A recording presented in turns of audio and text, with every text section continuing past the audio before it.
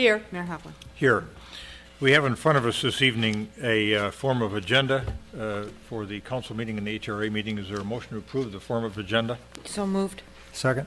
Got a motion and a second to approve the agenda, the form of agenda. Discussion. All those in favor say aye. Aye. Aye. Opposed say nay. Carried. Next is the consent agenda. Numerous items on the consent agenda. Is there anyone on the council that wishes to remove an item from the consent agenda? Councilmember Staunton. I'd like to remove item 4K, the Arden Park D and 54th Street project. All right. Very good. And for J. Anyone else? All right. Is there a motion to approve the balance of the consent agenda, the 4A items with the exception of 4J and K? So moved. Second. Got a motion and a second to approve the consent agenda with the exclusion of items 4J and 4K. Further discussion? All those in favor say aye. Aye. Aye. Opposed say nay. Carried. And then with respect to 4J, which is a request for purchase Braemar Clubhouse improvements, Member Brindle, you have that matter.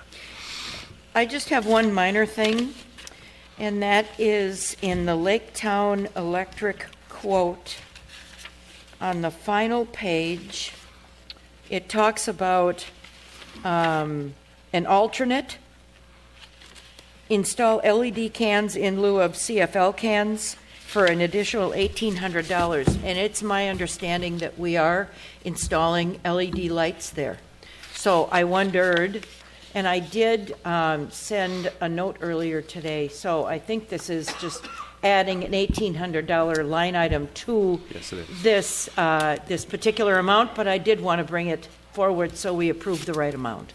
That is correct. That was an oversight in the quote, totaling of the quote. We do want to do the LED lightings for $1,800. Great. How fast will the LED savings pay for themselves?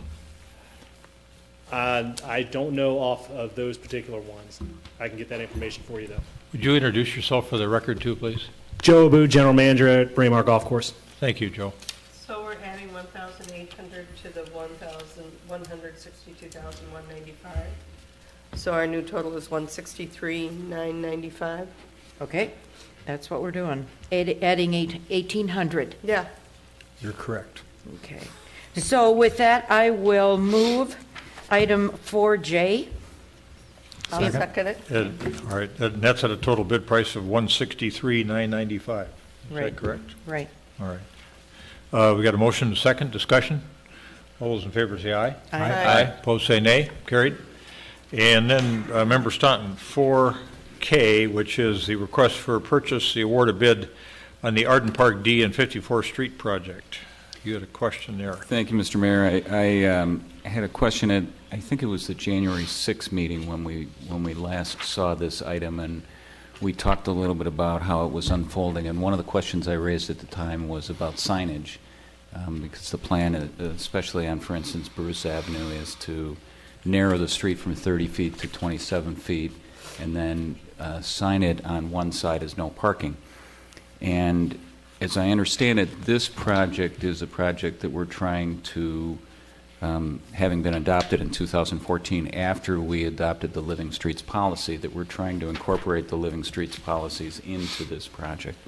And so my question really is for Director Milner, how the signage, whether the signage has been part of the considerations in the Living Street policy.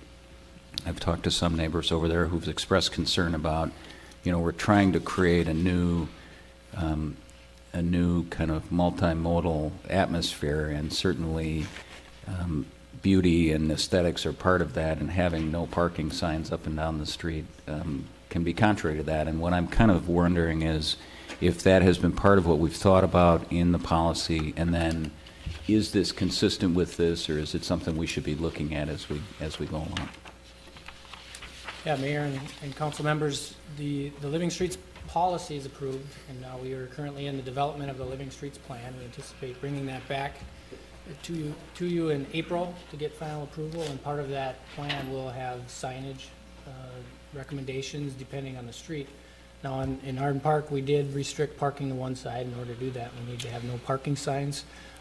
We typically have about 3 per block, and we look for opportunities where we can install those signs on current signposts or put them at common property lines so they're out of sight line of someone's living room window and really try to hide those. But that's going to be a topic in that Living Streets, the plan coming before you in April. So, as we think through that, I'm kind of curious as to what the plan is in terms of the installation. Does the parking, I assume that the no parking signs are the very last thing that go in on the project as we're laying it out. Am I right about that? Correct. Okay. And on all these street projects, and I think Councilmember Stewart and I are probably feeling the same way, I'm sensitive to the fact that we're coming in kind of in the middle of the conversation, and this in particular, like some of the other projects, was approved in December of 2014. And so I'm really not interested in reopening these things that we've already had a public hearing about. But I am curious as to the decision-making that went on in terms of, I understand from a conversation Director Milner, you and I had today, or yesterday, that there were some considerations about which way to go. Should we try it as no parking on one side and then see how that works, or we should try it as not no parking on one side? Can you just catch me up on how that all unfolded? Yeah, in the Arden Park neighborhood, on streets with sidewalks, we're going with the 24-foot wide street, and on those streets, we only have room for parking on one side. There's not even opportunity to go two-sided. So on And would that not Arden, would they have no parking signed on one side as well? It would have Okay. to, just Yep. to limit parking on one side. So there'd be no parking on the opposite side of the sidewalk. On the 27-foot wide streets, that's a standard that's been used for years and years, and we've allowed parking on both sides on a 27-foot street. So during the Arden Park discussion, we wanted to begin to change that thinking of what we use our street and right-of-ways for, and we felt like this would be a good opportunity to do the one-sided parking on a 27-foot street.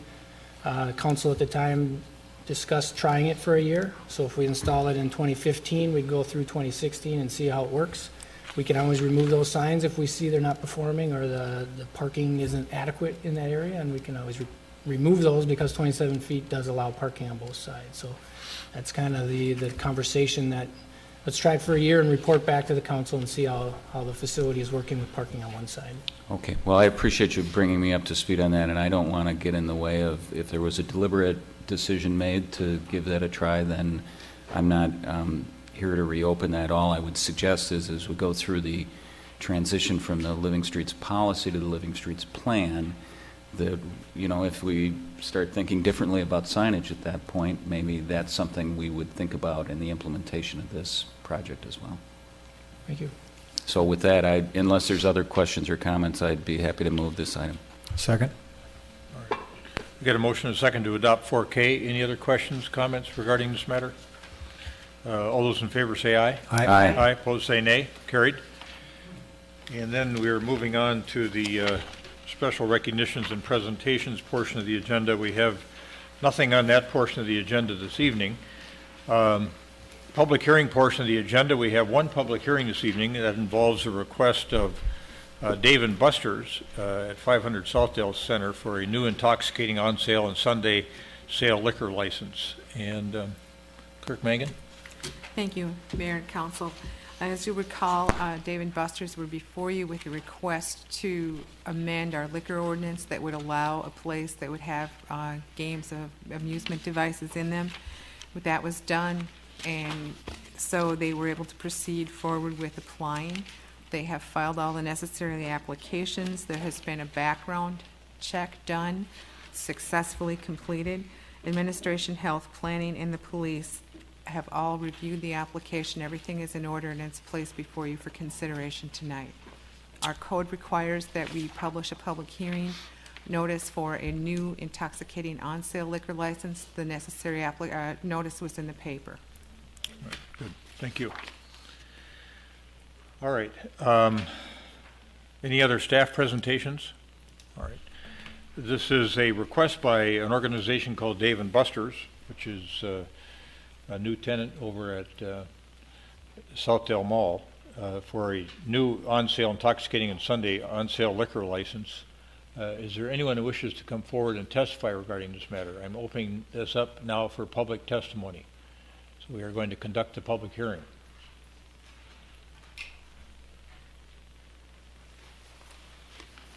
Gene Persha, 6917 Cornelia Drive. I didn't follow the flow of Dave & Buster's getting into Southdale, but at least some of you recall the request of Dave & Buster's to occupy what is now Pinstripes. And one of the reasons why it was denied is that they had gaming in there. And I'm not sure I heard from the clerk correctly that gaming will be still a process of this. And the other thing is, because it is in Southdale proper, although I'm not sure of the couple of the restaurants in there, if hard liquor is going to be served at Dave & Buster's. Is that how I take this also? But the gaming thing troubles me a little bit. And the enforcement of age limits and so forth, to me, has to be a little bit more vigilant than normal because of the shopping center area. So I just raised those questions. Thank you, Mr. Persha. Anyone else wish to come forward and testify or inquire regarding the proposed issuance of this on-sale intoxicating and Sunday on-sale liquor license for Dave & Buster's? Good evening. Hi, Mayor, council members. My name is Jill Valkovic. I'm with Dave & Buster's at 2481 Manana Drive in Dallas, Texas, and I'm here and available to answer any questions you may have. All right. Questions for Jill? How are you coming along on the build-out? Simon's doing a great job right now. We really appreciate all the work that they've been doing for us, and as soon as we're done with this process and they deliver the space, we'll start construction. All right. Thank you. Anyone else? Is there a motion to close the public hearing? So moved. There's been a motion and a second to close the public hearing. Discussion. All those in favor of closing the public hearing, say aye. Aye. Aye. Opposed, say nay. Carried. Public hearing is now closed. With respect to the issues that Mr. Persha raised, this matter before us this evening has to do with the appropriateness of issuing an on-sale intoxicating and Sunday on-sale liquor license to Dave & Buster's. Those issues that you raised, Mr. Persha, were dealt with at the time this matter was taken under consideration as to whether or not that was an appropriate use at the mall. That matter has been concluded. So the question before us this evening would be whether or not it would be appropriate to issue this intoxicating liquor license to Dave & Buster's as an organization. We've had background checks done on all of the owners, partners, and members of Dave & Buster's. They've all been investigated and found to have no criminal records, which would adversely affect the license approval. They've been recommended for approval by the Minnesota Alcohol and Gambling Enforcement Division, Minnesota Department of Revenue, Minnesota Secretary of State. I'll give them a clean bill of health. And other questions, comments, or is there a motion? Can I just make a comment? Sure. We did have that conversation. Yes, what Mr. Persha is discussing was part of our discussion when we approved it. But there was a lengthy discussion on enforcement and how they do that and how they make sure that underage drinkers are separate from drinkers, and they were very thorough in their description. So that was a very large part of our conversation about Dave & Buster's going in there. Point well made. Does someone care to make a motion with regard to this matter? I will move item 6A. All right, is there a second? I'll second it. We have a motion and a second to issue the new on-sale intoxicating and Sunday on-sale liquor licenses to Dave & Buster's, DBA Dave & Buster's, 500 Southdale Center, Edina. Any further discussion? All those in favor say aye. Aye. Aye. Opposed, say nay. Carried. One step closer. Welcome. Again. Mr. Martin, thank you. All right, that concludes the public hearing portion of the agenda. The next portion of the agenda involves community comment. Is there anyone in the audience who wishes to come forward and inquire of the council regarding a matter that's not otherwise on the agenda this evening? Welcome. Good evening. My name is Julie Chamberlain, and I live at 7004 Bristol Boulevard. I just wanted to express a concern I have around current city council processes and the voice of citizens during different proposals. Currently, after a public comment is closed on an issue, citizens are not allowed to speak again, even if the proposal that a developer brings forward changes over time. And so, we're not allowed to specifically address the new proposal that is brought forward. I think that this is wrong in that it shuts off the voice of a community. If a developer is allowed to speak at a council meeting, citizens should be given an equal opportunity at every meeting to address the ever-changing proposal that's being brought forward instead of being forced to sit in the audience in silence.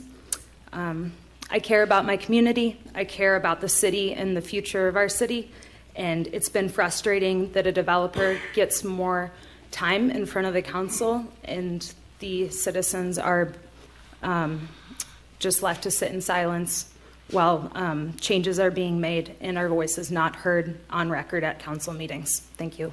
Thank you. Anyone else? Mr. Persha again. Welcome back. I just echo what Julie Chamberlain just said. To put it very bluntly, I'm very, very critical of the planning process of this city. Very, very critical. I think it's skewed toward developers on some of the reasons that Ms. Chamberlain just mentioned, because of the endless meetings that go on behind the scenes, which are basically secret, no minutes taken. Interested residents are not invited or apprised of when the meetings are going to be held. It's lack of transparency, and it goes on endlessly. It's blatantly unfair for residents to find out before a vote is taken before this body what decisions have been made. Some of the decisions that have been put forward, such as closing off the traffic at a part of 7200 Avenue where it would run into France, to me is absolutely ludicrous because it would affect literally thousands of residents, and they're at minimal assurance compared to a developer. I'm very, very concerned about this process. It's not very open at all. And Mayor Hovland, I hope you take me up on this, and some of the council members, if you were present at the town hall meeting, I made a proposal that I'd like to sit down with some of you to talk about my ideas for improving the planning process. I've heard from nobody so far. And Mayor Hovland, I don't know, you might have done this already with the design department from the School of Architecture, University of Minnesota. I said, when you get done with them, you can talk to me about what I call carrying capacity. I have a different approach to land than a lot of people does, and it's basically this. The land dictates what's on it, not a person or a developer dictates what is going to be on that land. And to quote one of my all-time favorite people in environmental history, Aldo Leopold, he's wrote the finest thing I've ever read, and he makes the statement that the land has rights. It's a thing that has moved me for over 30 years, and it's a thing that motivates me on how I look at land. I'm very concerned about the 11th hour decisions and extensions that keep going on. I suspect we will have another one tonight over 7,200. My guess is they want another extension. That the decision has been made on that property.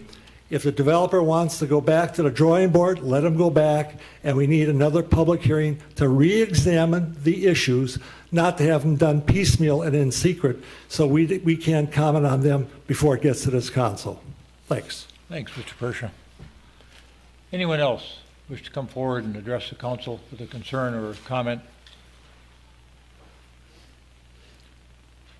All right, let's move forward into the next section of the agenda, which is the report and recommendations section. The first two matters there, A and B, do deal with the 7200 France project. I stepped off the dais for a moment to ask Manager Neal a question. We did indeed get a request for another 30-day extension from the developer for 7200 France. I think related to the stormwater management issue, but I wasn't quite sure. And Manager Neal indicated to me that Director Milner may have some input on this. That, the developers have potentially had one meeting with the watershed district, but nothing's been resolved yet in terms of whether that particular parcel over there has a responsibility for managing its own water and or more than its own water. Is there any resolution there yet? Yes, Ross Bittner met with those folks again last week. There's not a resolution on how they're going to solve the issue, but they need to address all the stormwater in that area. And they continue to work through some potential options to do that. So there's options being looked at in how to manage the stormwater not only for the 7200 property but the adjoining properties? Correct. It's a landlocked basin, and it's typical city policy that they need to treat all the water entering that site. All right. I saw on the dais this evening a request from Adam Serafine, one of the developers, for a 30-day extension. Other council members see that as well? Yep. Okay. So the... Yeah, thank you. So the it's an email to Carrie Teague. Dear Carrie, 7200 France LLC, the applicant hereby agrees to extend the action deadline for its redevelopment of 7200 France application under MnStat 15.99 to April 7, 2015. It's our understanding this notice satisfies the city's extension requirement. Please confirm the city's receipt and acceptance of 7200 France LLC's extension request. Carrie, do you have a conversation with Mr. Serafine regarding the basis for the request? I did not. I just received the email. As you see, it was quite late this afternoon. So as was directed by the council at your last meeting, before you in your packet are the resolutions denying the project. So it's the applicant is requesting another 30-day extension. As the council had talked about meetings previous, is asking the Planning Commission to develop a set of principles for development in this area. So our commission has been working on that. Whether the council extends or denies this project, that's work that they do intend to do as part of our work plan. We do have a couple of members of the Planning Commission here that are interested in presenting their planning process in the short term and generally the long term for that Southdale area study. Are you suggesting that we hear that presentation before we make a determination on the request for an extension? Yeah. Because as we did last month, the council would have to determine whether or not it would accede to or accept the extension request. I think that would be appropriate. I do as well, Your Honor. That we hear from our members of the Planning Commission on the work that they're doing, on the principles that would be yes. applied on the France Avenue corridor. All right. Gentlemen, Mr. Platiter, Mr. Schroeder, thanks for being with us this evening. Council comfortable with this approach? That we hear from Mr. Platiter and yes, Your Honor. And Mr. Schroeder first?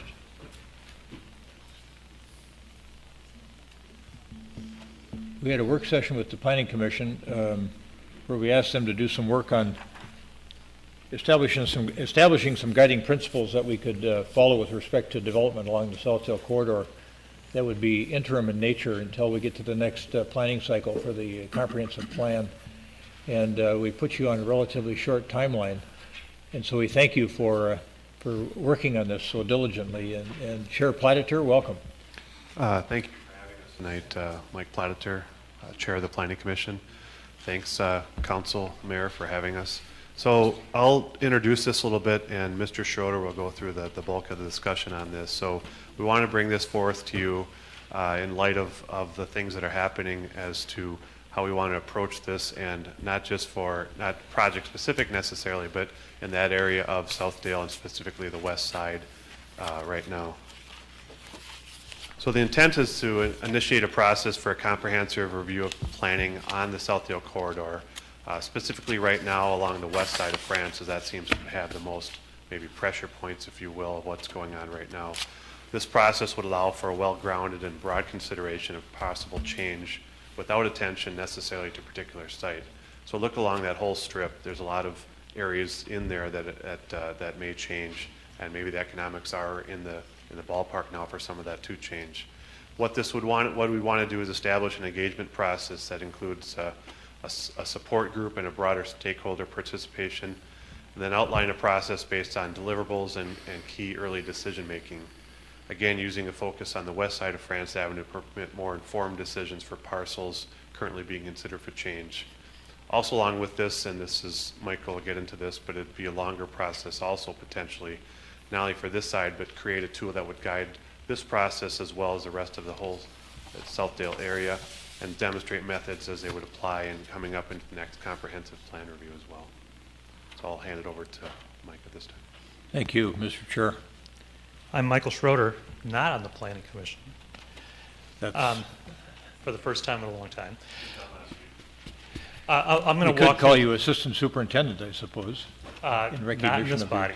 in recognition of your relatively new position with the Minneapolis Park District. Thank you. I will walk through a presentation that was generally framed for the City Council and the Planning Commission in a work session a few weeks ago, and it was reviewed with the Planning Commission at their meeting last week. We started with an idea, with a couple of diagrams of the comprehensive plan that identified kind of the bounds of a study area, and also referred to some of the elements of the comprehensive plan that have been guiding development efforts in this area since the comprehensive plan was adopted by the City Council in 2008. But we also note that in that same document, there's a document either called potential areas of change or areas of potential change, probably more correctly. And it identifies the Southdale area, and particularly the areas along the west side of France Avenue, as one of those areas of potential change. This has been a part of the comprehensive plan, and it's been identified with a process attached to it through the small area planning process. In the comprehensive plan, the council will note that two areas that are highlighted on here, one being the Grandview area and the other being Valley View and Wooddale, have moved through that process. And this is a process, this area on the west side of France Avenue or the Southdale area, that might follow suit, because it is identified in the comprehensive plan. And it is important, I think, from the Planning Commission perspective, that these things continue to be studied, because as we move forward to the start of an update to the comprehensive plan probably next year, these areas will remain and should be refined. And this will probably give this process will give a little bit of a head start to the definition of a comprehensive plan update that will have to be brought to the City Council and adopted by 2018. We noted when we came to the City Council Planning Commission workshop, there were certain conditions, and basically this is highlighting the potential for change that exists here. The properties that exist along the corridor, many have not seen change in decades. We also know that the city has been investing in the public realm of France Avenue, trying to encourage a more highly pedestrian-centered environment. And those conditions suggest that the comprehensive plan may need to be re-examined. There was a number of assumptions that we looked at, in particular that when you start this process, it's not necessarily just technically driven. It might be more aspirational about what this area should become. It's a part of the community that's important for all of Edina and probably even a region. So as we look at it, we probably look at the broader context of this in terms of a vision. We also suggested that the area on the west side of France Avenue might be the starting point, but importantly, it's not homogeneous and should not have a single idea applied to all the properties along the west side. I'm going to skip through some of these. We can come back if we need to. The important part that we're trying to get to is there's a process that we've tried to identify that parallels what happened in Grandview and in the Valley View Wooddale small area planning processes. It might be a little bit different, but there are probably a number of things that are very similar. Most importantly, we established a representative work group to guide the effort. We've defined, and I'll walk through the 4 stages of work. We have, importantly for this process, and it relates to the action that you're considering on the 30-day extension from the developer, that there are check-ins and decision points that become integral to the process. And in particular, as we look at this, that we would focus first on the west side of France Avenue, and as Chair Platter noted, not on a particular parcel, but on the broader patterns of land use on the west side of France Avenue, and then eventually expand those ideas across the whole of the Southdale area. We note that we'd be moving in this process towards a comprehensive plan update, but not necessarily defining that as a part of this process. It might actually extend into the comprehensive plan update, which is probably, as I noted, and Director T can talk about this, would be starting next year. We've organized the work in around 4 stages with 4 work efforts in each of those stages. The first one is really to define a set of guiding principles. The second is to frame essentially an idea of a pattern of land use along the west side. The third is to expand those principles and patterns across the whole of the Southdale area.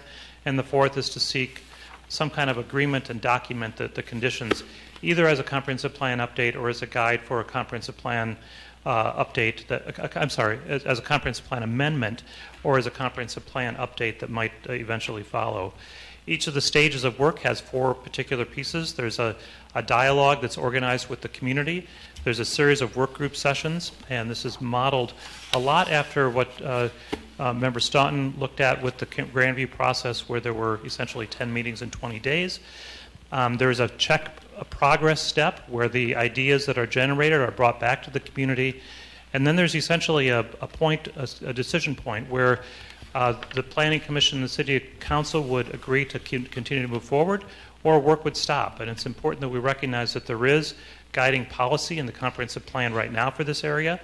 And if the work group can't come to conclusions, we don't want to waste anyone's time. We want to bring that back and make certain that the City Council and the Planning Commission have a chance to essentially say, move on and continue with your work, or stop and we'll live with what we have as policy today.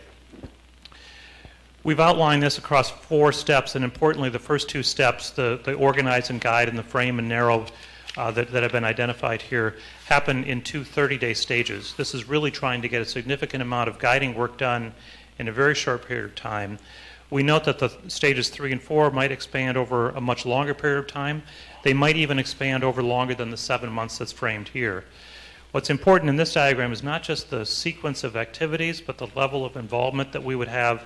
And we note in the last column that the kind of peach color is the times when the community would interact directly with the work group or with Planning Commission, City Council.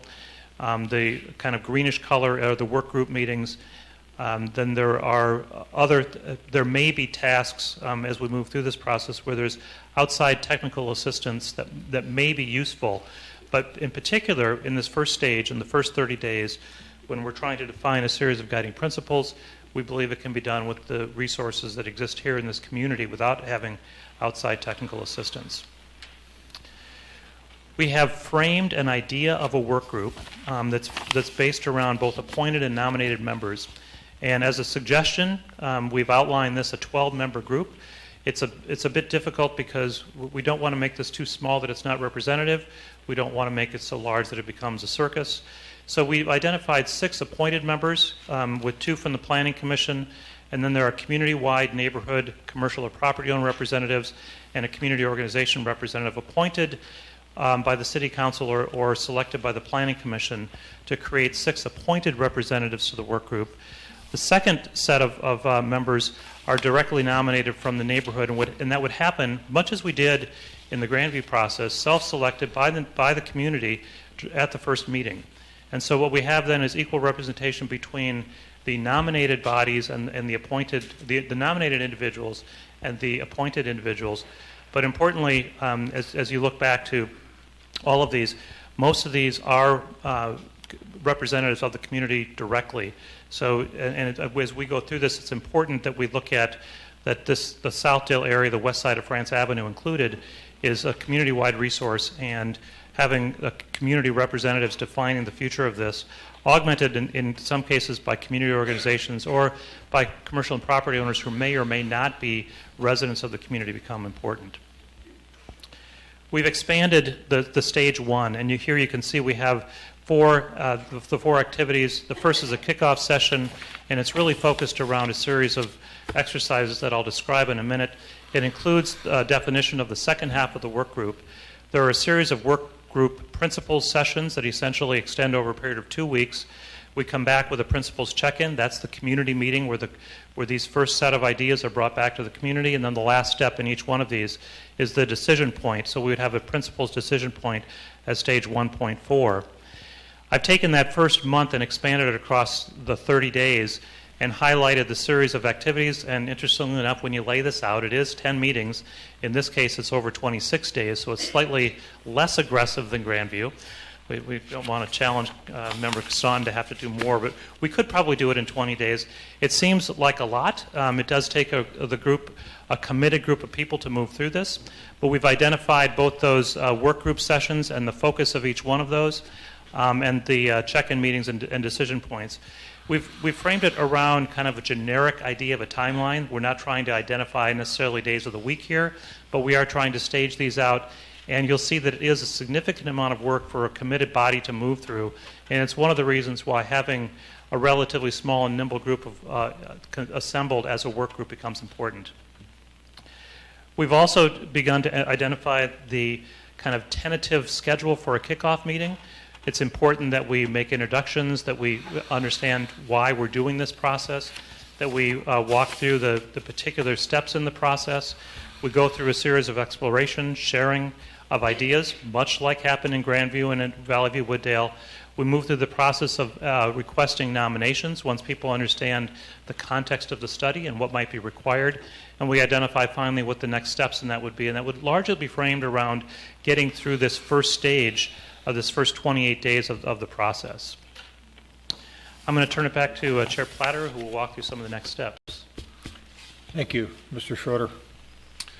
So the next steps, and part of the reason we're here tonight, is I want to make sure, in particular, a couple things on here. So they're not in necessarily the order, but if you go down to seek agreement on the process from the City Council, that's why we're here tonight, and ask for appointments to the work group. So if we have an agreement with this process, we'd like appointments to the work group by our next meeting, which I believe is on the 17th, I think, in that range, for the 6 members that were noted as appointed by the council.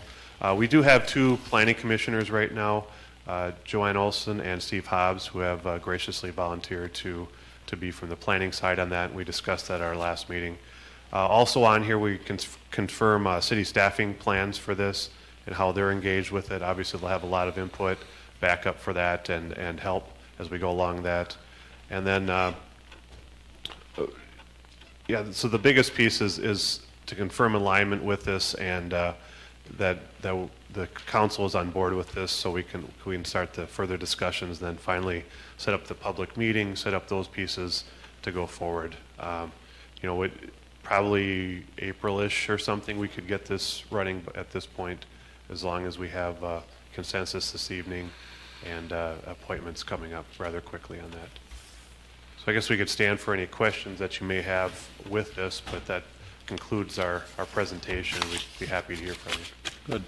Well done on such short notice. So questions from council members? Comments about the potential process, including Director Teague? Any comment about the potential process for engaging not only nominated people but also residents self-selected to participate in this process? Yeah, from a staffing perspective, our planning department is ready as we were with the Grandview plan, staffing these meetings. Member Swenson? I think this is a good idea. I think that's what the residents want, is to have a discussion about this area. So I'm supportive. Member Brindle? Thank you. I mean, out in front of this, before it even gets started, it's a huge debt of gratitude that we owe to volunteers on the Planning Commission, to staff, and really mostly to the residents who spend the time and spend the effort to help form a vision, to help us understand not just one piece of property, but overall, what is the vision for the Southdale area? As individual proposals have come forward, and 3 of them have successfully come forward so far, I know it's been my desire, and probably others up here, to say, let's not have any more proposals come forward until we know what we want. What we have is a comprehensive plan that was developed in a time where economically we were very different. And so this is going to help us to now look at where we are and what our development potentials are, and to help kind of steer that area so the developers know what we want and what we see in different places. Maybe I'm naive, I don't know, but that's how I see it, I think, being much more successful of having the area be developed into something that is contiguous, that one area, one piece of property and another support each other. So that I'm excited about it. Like I said, it's a huge debt of gratitude that we owe the people who will spend the time doing this. Thank you, Member Brindle. Member Stewart? I concur in Member Brindle's comments, and I want to thank the people in the community and the people in the Planning Commission who devote so much time to helping us address these important issues. I also concur that we'd like to have a set of ground rules so that before people buy properties, invest in properties, and so that the neighbors all have the same concept of what is possible on that property. And the people who invest in the property can then move forward with their investment plan and pay the price that's commensurate with what they can put there. And the people who are neighbors also understand what is the potential in that piece of property, so that everybody is playing by the same rule book, and we can all have a common understanding moving forward. So very important work. This is great. I do not believe we can have a moratorium on development until we finalize these things and work through it to the very fine detail. I think this proposal and the speed with which we can get things done here is excellent. So thank you very much for that. Good. Thank you. Member Stoughton? Thank you, Mr. Mayor. Thank you, Chair Platter and Commissioner Schroeder, my former colleagues who I've worked with for so many years. I'm not surprised to see such good work from you. I join many of the comments that were made earlier here. We're in this odd spot where it really feels like a need for an amendment of the comprehensive plan, which is coming up in our update in 4 years, but it also is very clear that we can't wait 4 years. And so I've been supportive of this notion of an interim planning process to try to get us there, at least to get us started. And so there's a couple of things that come to mind for me about this process that are important, and I think what you've designed has hit on those very well. First is that it be inclusive, and I like the way you've kind of choreographed the group of people who would participate in this and the process by which those folks would be selected. I think it's important that we have all the stakeholders at the table if we're going to have a conversation about what we want the future of this area to look like, and I think this accomplishes that. The second thing I think is that we need to make sure that what comes out of this process is doing two things for us. One, moving us along toward our ultimate update of the comprehensive plan, which we're going to be doing over the next 4 years.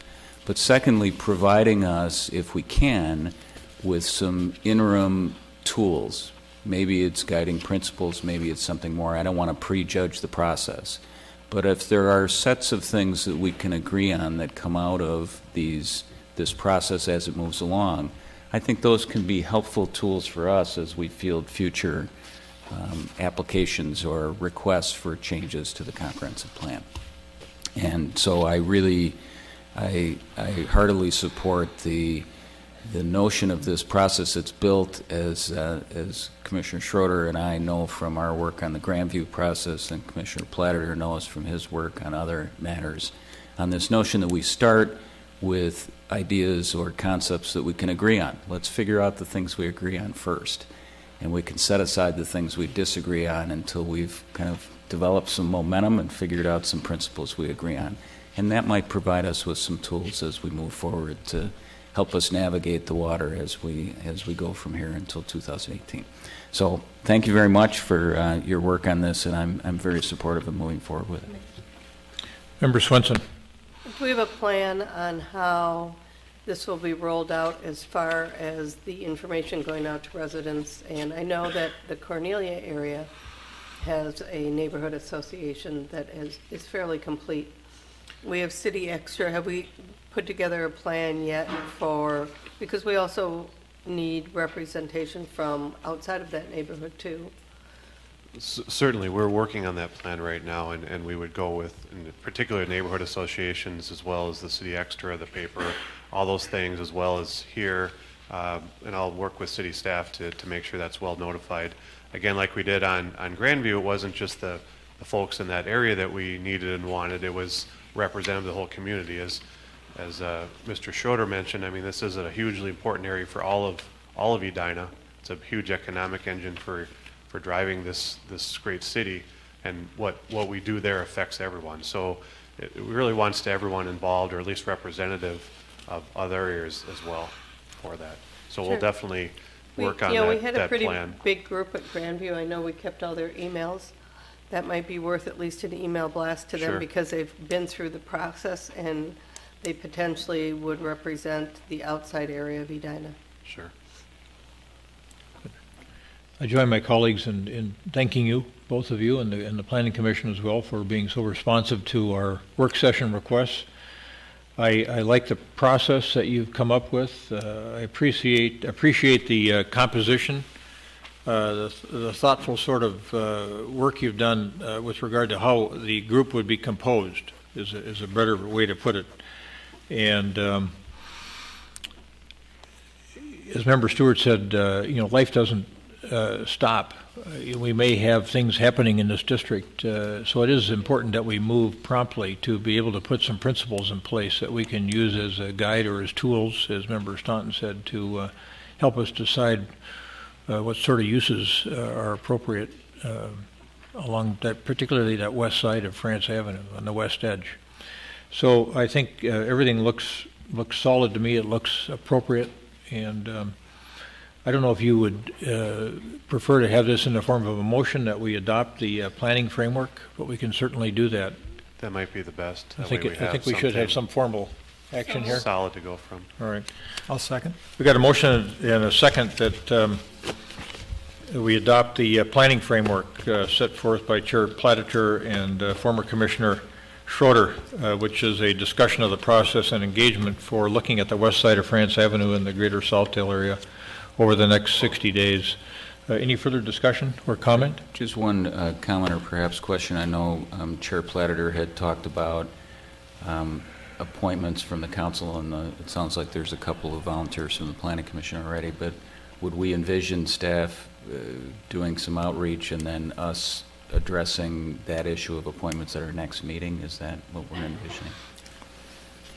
I think that's what was anticipated by Chair Platter. For half the group, because the other right. half, for the ones that we would be. Right. So then, can I Some also... will be self-appointed, right, at the Before first we meeting. vote on this, can I also recommend that we put this whole PowerPoint on our website so that people that hear about this, since I know we have two resources that will go back to the neighborhood right away to let them know about it, so that they can see what it is exactly? Is that reasonable? Okay. And it's part of the meeting. I know, Sure. but I just,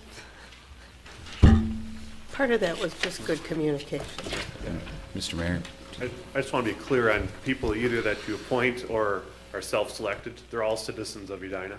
Right. So we're all volunteers, so there's, it's not I don't want any perception of it's something else. I mean, everyone on the Planning Commission is also volunteer, just to point that out, and we do it because we love the city and want to make it better. So just pointing that out so it's not something that is taken the wrong way. Okay.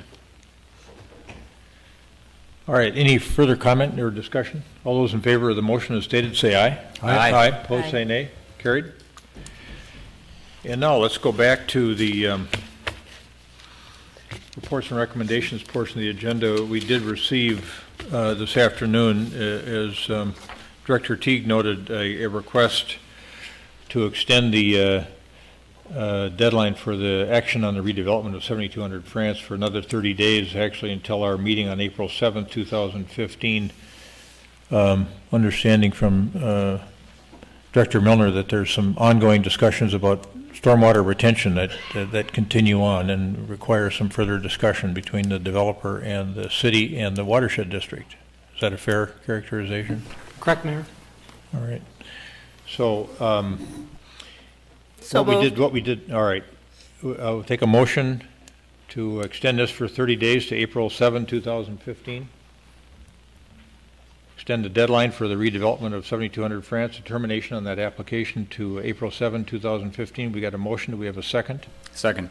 We got a second. What this would mean, if we vote on this to extend it to April 7th, would mean that we would then table the first two items on the reports and recommendations portion of the agenda, which would be items A and items B. Is that correct? All right. Attorney Knudsen? That's correct? All right. Thank you. Correct. Any further discussion with respect to the 30-day extension request, the acceptance of that by the council? Yes. Member Brindle? We just heard about the small area plan process, which I highly respect. And it's a 7-month process. And it is studying the west side of France.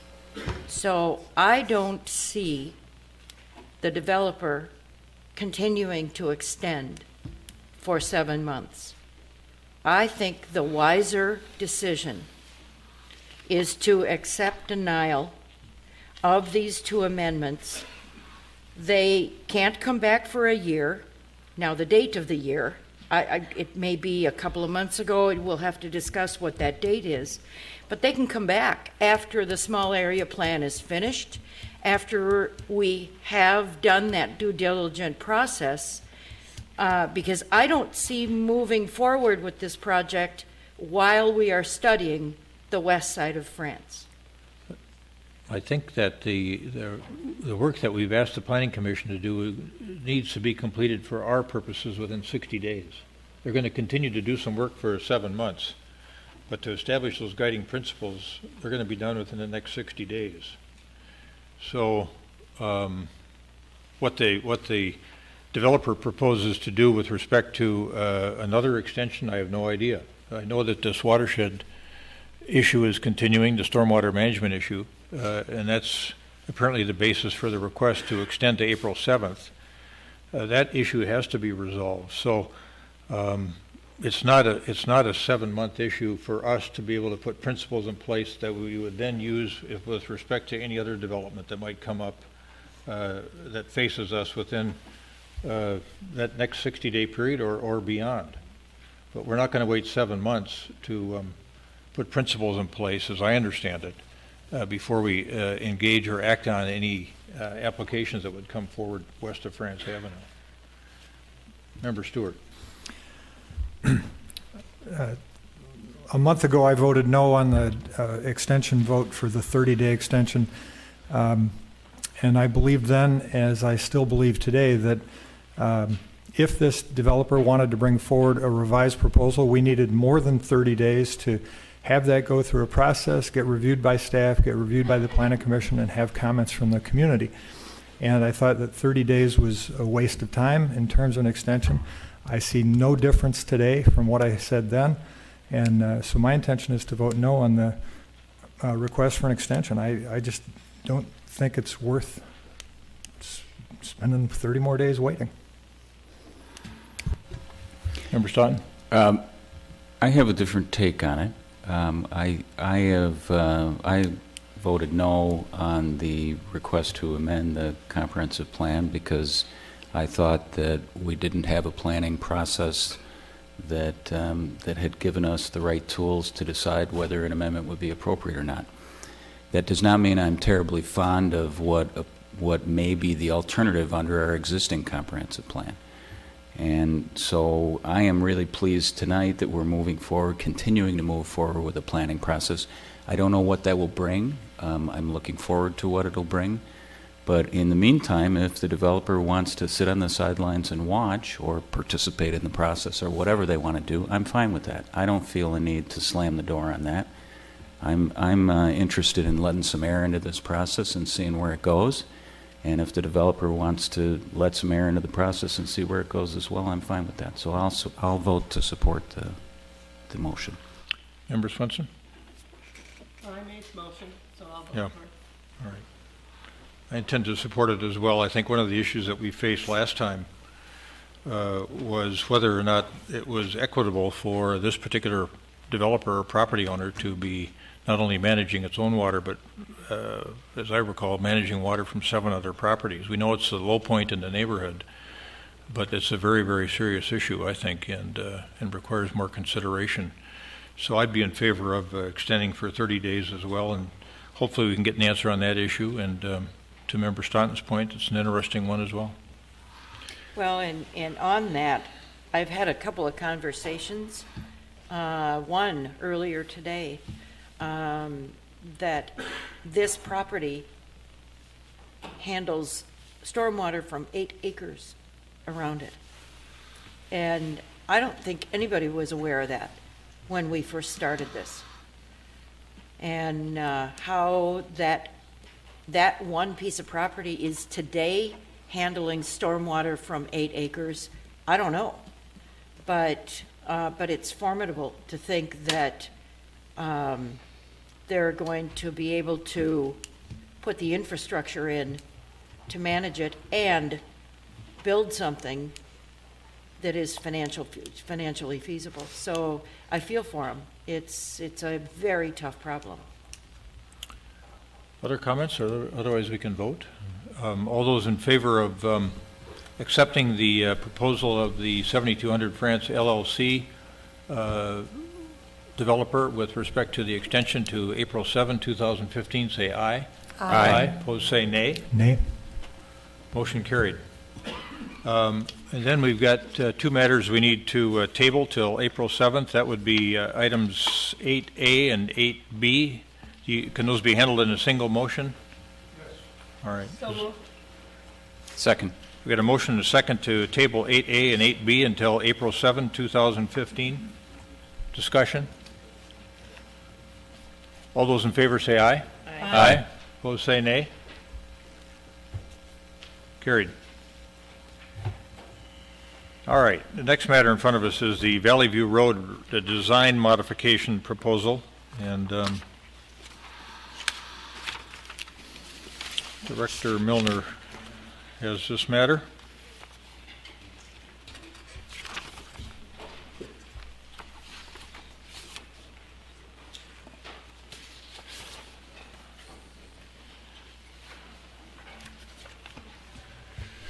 Mayor, members of council, thank you. We'll have a review of the ETC advisory communications about the Birchcrest B neighborhood and roadway improvement BA 410.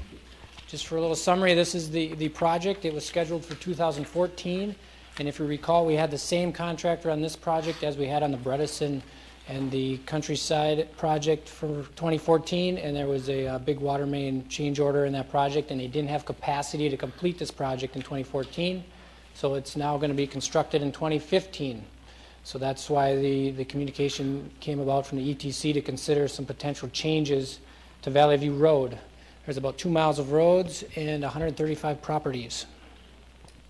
So the advisory communication, the council received that January 6th of this year, and it requested that the council direct staff to modify the design of Valley View Road to reduce impacts of a future sidewalk. They noted the adoption of the sidewalks facility map that identifies a future sidewalk along this corridor, and that was based on traffic volumes and speed, pedestrian visibility, and pedestrian connectivity. So there was 3 options for consideration when we looked at potentially moving this. Option 1 was no change and just construct as was approved by the council on December 9th, 2013.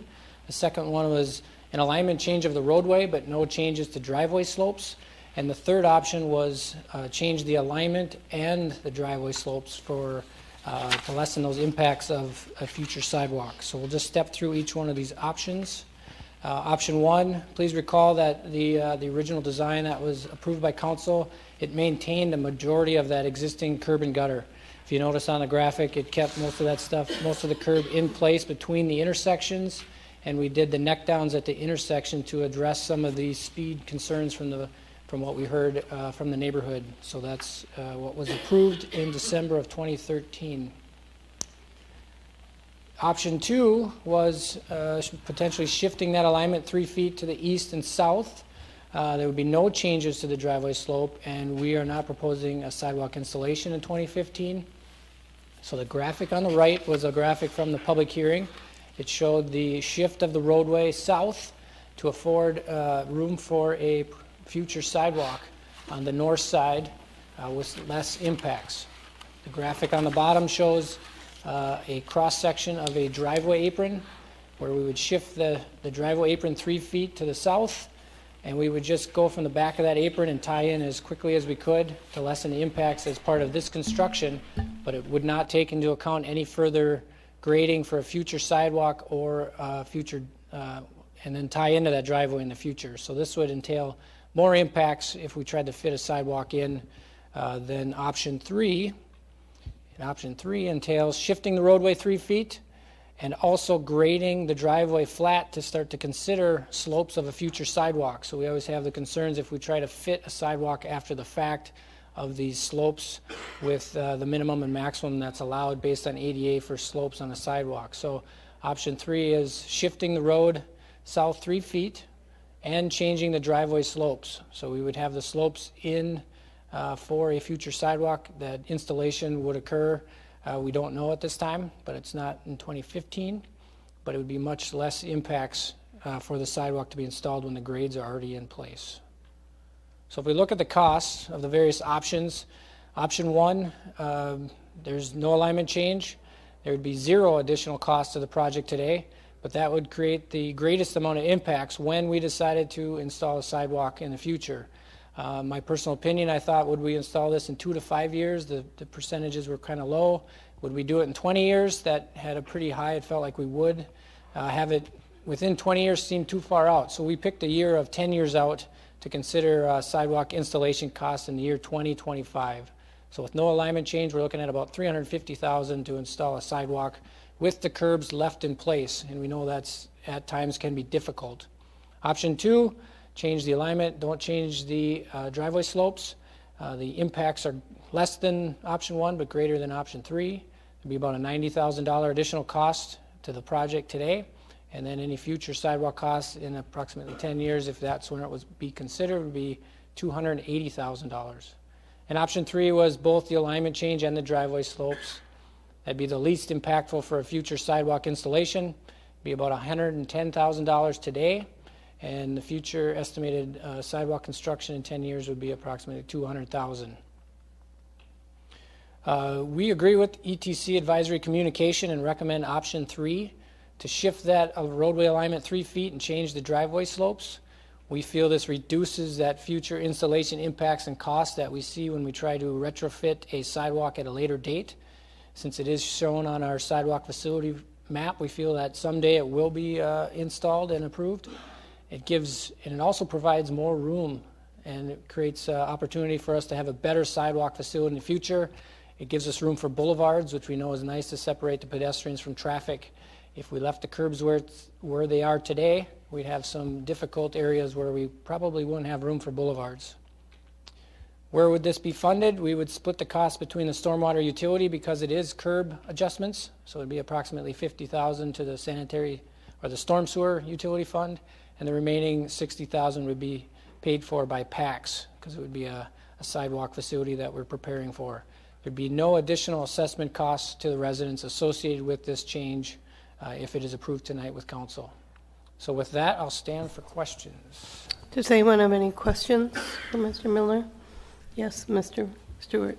The future cost projections are done in 2015 dollars, I'm assuming? 2015 bid prices with an inflation rate of 3% for 10 years. Right. Thank you. Mr. Staunton? So the cost figures on this chart are those are today's dollars. So when compared to the future cost dollars, they're in today's dollars, not the future dollars. So column through the 90,000, that's today's cost. Right. And if we step to that final column, we took today's bid prices, today's cost, and put 3% inflation over 3 years or over 10 years. So and that's what our anticipated 2015 cost, but that inflationary number of 3% sure. can definitely go up. So I'm just trying to understand if we, so that $350,000 figure, that would assume that we would keep the same alignment of the road as is in the 2013-2014 plan, right? Correct. And it would also keep the same width of the street that's in that plan. Correct. And what you're proposing in both options 2 and 3 is both a moving of the center line south as well as a narrowing of the street. There's about a 1-foot narrowing of the street. That's what we had proposed at that public hearing in December. We heard from the neighborhood. Typically, we go in with a 27-foot standard width roadway. We heard from the neighborhood here that there's concerns with parking due to the church, and we agreed that we should stick to pretty close to what the existing roadway is today. So that's why that roadway width is different from our 27-foot standard, given that extra 3 feet for parking on both sides with church operations on Wednesday nights or weekends. But So the north curb does shift, though. Both curbs. Both curbs shift. So the width stays the same, the curbs shift in 2 and 3. Oh, but the In that width gets picture, it looks like narrower. the south curb The stays the same. width is a foot narrower from, Yes. that was in the plan in 13-14, Right. correct? Yep, for this alignment, the curb would... So the width doesn't stay the same. It gets a foot narrower. Well, the width stays the same as to the plan for 13-14, correct? No. We'll take one step back. So the existing, what's approved today, the curbs stay Right. the same width, and that's about 30 to 32 feet wide. What we're proposing is a 30-foot wide, so we'd narrow it a foot or two and shift it to the south, because that's what we had proposed. We found that fit of that future sidewalk the best by giving us an extra foot to work. We still meet the needs of the neighborhood for that concern for parking with church operations. And you're keeping the south curb? No, we're removing all the curb on All Valley the View. curb, You okay. can see in the graphic, the south curb here is So you're shown kind of in the replacing green all area the there. curb. And we'd shift this, there's the existing pavement, we're shifting that curb line. So all the curb would come out, that's why it's... So that's the 110,000? Correct. Okay, all right. So if I can just Go back up a to little that. bit. So I think one of the things that, for me, I mean, we had one of these earlier in the agenda, and I'm feeling like I'm in the middle of the conversation here, but as I've tried to peel this one open, it's an even more complicated story, because this started back in December of 2013 is when you had your public hearing and you approved this street project without a sidewalk at the 30 or 32 feet, whatever the existing width was. That was also before the council adopted the Living Streets policy in the spring of 2014, right? Correct. And the Living Streets policy did a number of things, but included among those were a general standard of narrowing the street to either 27 or 24 feet and adding sidewalks in some places. Is that? Correct. Okay. And so then this, and I understand this got put off, and so it came back again to the council in December of 2014 for another public hearing.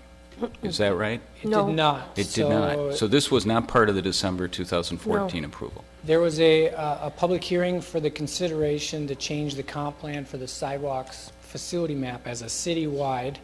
This segment was on that sidewalk facilities map that had a public hearing. Okay. The council approved in, I think it was November, maybe December, but in that late of 2014. So we've got a project that's approved without a sidewalk, and then we have the Living Streets policy adopted in the spring, and then in December we have the sidewalk plan, which came from the Living Streets policy amendment for the comprehensive plan approved. Correct. Okay. So I'm just trying No, to... that's okay. I trying thought to you were done. understand You the thread. hesitated. Yeah. I wasn't trying to interrupt you. That's all right. So... You just can't pause too long. All right, I'm just trying to think. So we now are trying to change this because the ETC came to us and said, well, the Living Streets policy and the new sidewalk plan would call for a sidewalk here, so why don't you make it so the sidewalk is doable? Are we shifting it so that there's space for the sidewalk? Correct. Because otherwise the sidewalk would be closer to those homes on the north side? Correct. We're trying to balance those impacts considering a future sidewalk. So when you go back to this notion of $350,000, why is it $350,000? Why is it so much more expensive to put the sidewalk in later? I get that it will encroach closer to those homes, but what's the expense associated with that? On the north side, if we leave the road where it is, there's some steep driveways. We got some tree concerns, so it's just grading much further back where this 3 feet shift will let us not grade as much of a driveway. The front yards, we don't have any impact, less impacts trying to go around trees. Okay. Those type of. So it's a function of some preliminary engineering you've done to determine that there's some complications if you're 3 feet and further north. Correct. We can fit a sidewalk in a later date. It's just going to be much more difficult with more impacts to properties, longer up a driveway, more grading in yards. This affords us more room to put Okay. a sidewalk. So then, why are we? And then the narrowing. We're not narrowing the roadway, even though the Living Streets policy would suggest we narrow the roadway, because we want to include more parking. We felt, since we went to the neighborhood and there wasn't a Living Streets plan at that time, so to also bring that forward now, we felt it wasn't fair. That was a whole change in our thinking of the street width, and we had discussions with the neighborhood about the operations of the church, and we made promises about that 30-foot width to accommodate parking for those operations. That could be a consideration of council. Sure. That's Okay. not what came before us with the ETC, so communication. It was just looking for future space for a sidewalk, leaving the street width where Okay. it was. Thank you for those answers. 2 questions. The width of 30 feet that you have on that plan today with the curbs changing, is the width of the road as it is designed today, other than in the bump outs, 30 feet? It varies. So up at the church, it's wider. It's probably 35 feet because there's an extra parking stall they put in there. The parts of the remainder road is in that 30 to 32 feet wide street. Okay. So it's generally going to narrow at 1 to 2 feet over that area. Between the 13-14 plan and today's plan? Correct. Okay. And then, never mind, whatever question I had that was going to be really cogent is completely gone from my brain. I'll come back to it. Well, I've had a conversation today and then an email today, and so I've been around this issue a few times. The fact is that we had a public hearing on this in December of 2013. How much of a change is this? Is this enough of a change to this project that it reopens the project and really warrants another public hearing? I may ask Attorney Knutson to chime in on when a change warrants a reopening of a public hearing. The cost-wise, I don't think it triggers it at a cost level because this could be a change order that we typically do in a project. Okay. Is there That's good to know. a magnitude of moving the curb? I guess I don't know where that's triggered. How much does the curb move from where it is today? 3 feet? 3 feet. On the south? The whole thing shifts 3 feet to the south. So it is a 3-foot move.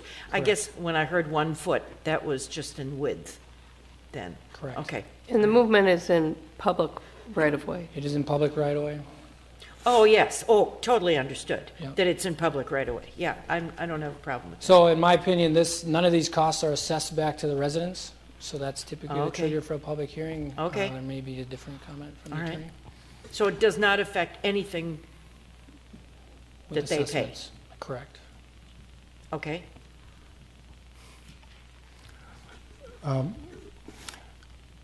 After the close of a public hearing, it's not uncommon. It's common not to have plans and specifications at a public hearing. You usually don't prepare them until after the public hearing, after the project is awarded. That's the norm. And minor changes in those plans are expected along the way, and that's not a legal issue.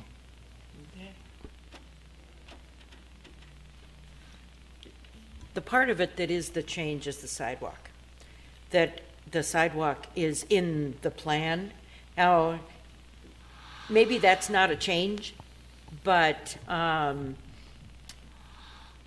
when we voted to not put the sidewalk in, it didn't occur to me that we would have the sidewalk in the plan. We would just be delaying installation of the sidewalk. I guess intent was one thing, and the reality is another. If we said no sidewalk, it meant no sidewalk. but there is a sidewalk in the sidewalk plan. That's not what you said. It's just simply not going to be installed when the roadway construction is done. Correct. We're not proposing to install the sidewalk. We're proposing to give us more room to install it at a later date. Is that a council direction? Is that a petition from residents? Is it Okay. a grant opportunity All that right, comes so up? you were not saying we're going to put a sidewalk here. But what you are saying is you are choosing an alignment that makes it more flexible in the future should a sidewalk be added. Correct. Okay, all right, that helps me a great deal. Thank you. You know, it's on our sidewalk plan. We said we're putting one in. And two, I hate to remind you, but if you go to the minutes of our public hearing for this, both you and the mayor said that you thought there should be a central route around this and that a sidewalk should go in later. Yep. So both of you recognize the fact that a sidewalk at that time would probably go in later, and then we did the Living Streets plan with the sidewalk plan, which says there's going to be a sidewalk. So let's be forthright about it. There's a sidewalk plan for here, and do we want it to be a bad sidewalk or do we want it to be a good sidewalk? Is really, I think, how I view it. I'm not telling you how you should view it, but I know that both of you said that night when we had the public hearing that you did view this as a good spot for a sidewalk later on. Well, but we unanimously voted to approve the original alignment with no sidewalk. We turned down the sidewalk request from staff. At the fifth motion. This was That one night. that went, That's true, but it was unanimous. Yeah. Well, when you're beaten down, you're beaten down, okay? After midnight, Yeah, it was. standards yes. change. So, do you want to? But one thing I don't think that we thought about at the time was that we could realign the road to accommodate in the future the implementation or the construction of a sidewalk that would make more sense than putting it in next to the original alignment. That was something I didn't think about. So that they're going to have their street reconfigured, and they're not going to have a sidewalk, which was what many of them didn't want. And I think Member Brindle and I thought it was, despite the fact that it's in the sidewalk plan, at that point in time, it seemed like a sidewalk to nowhere.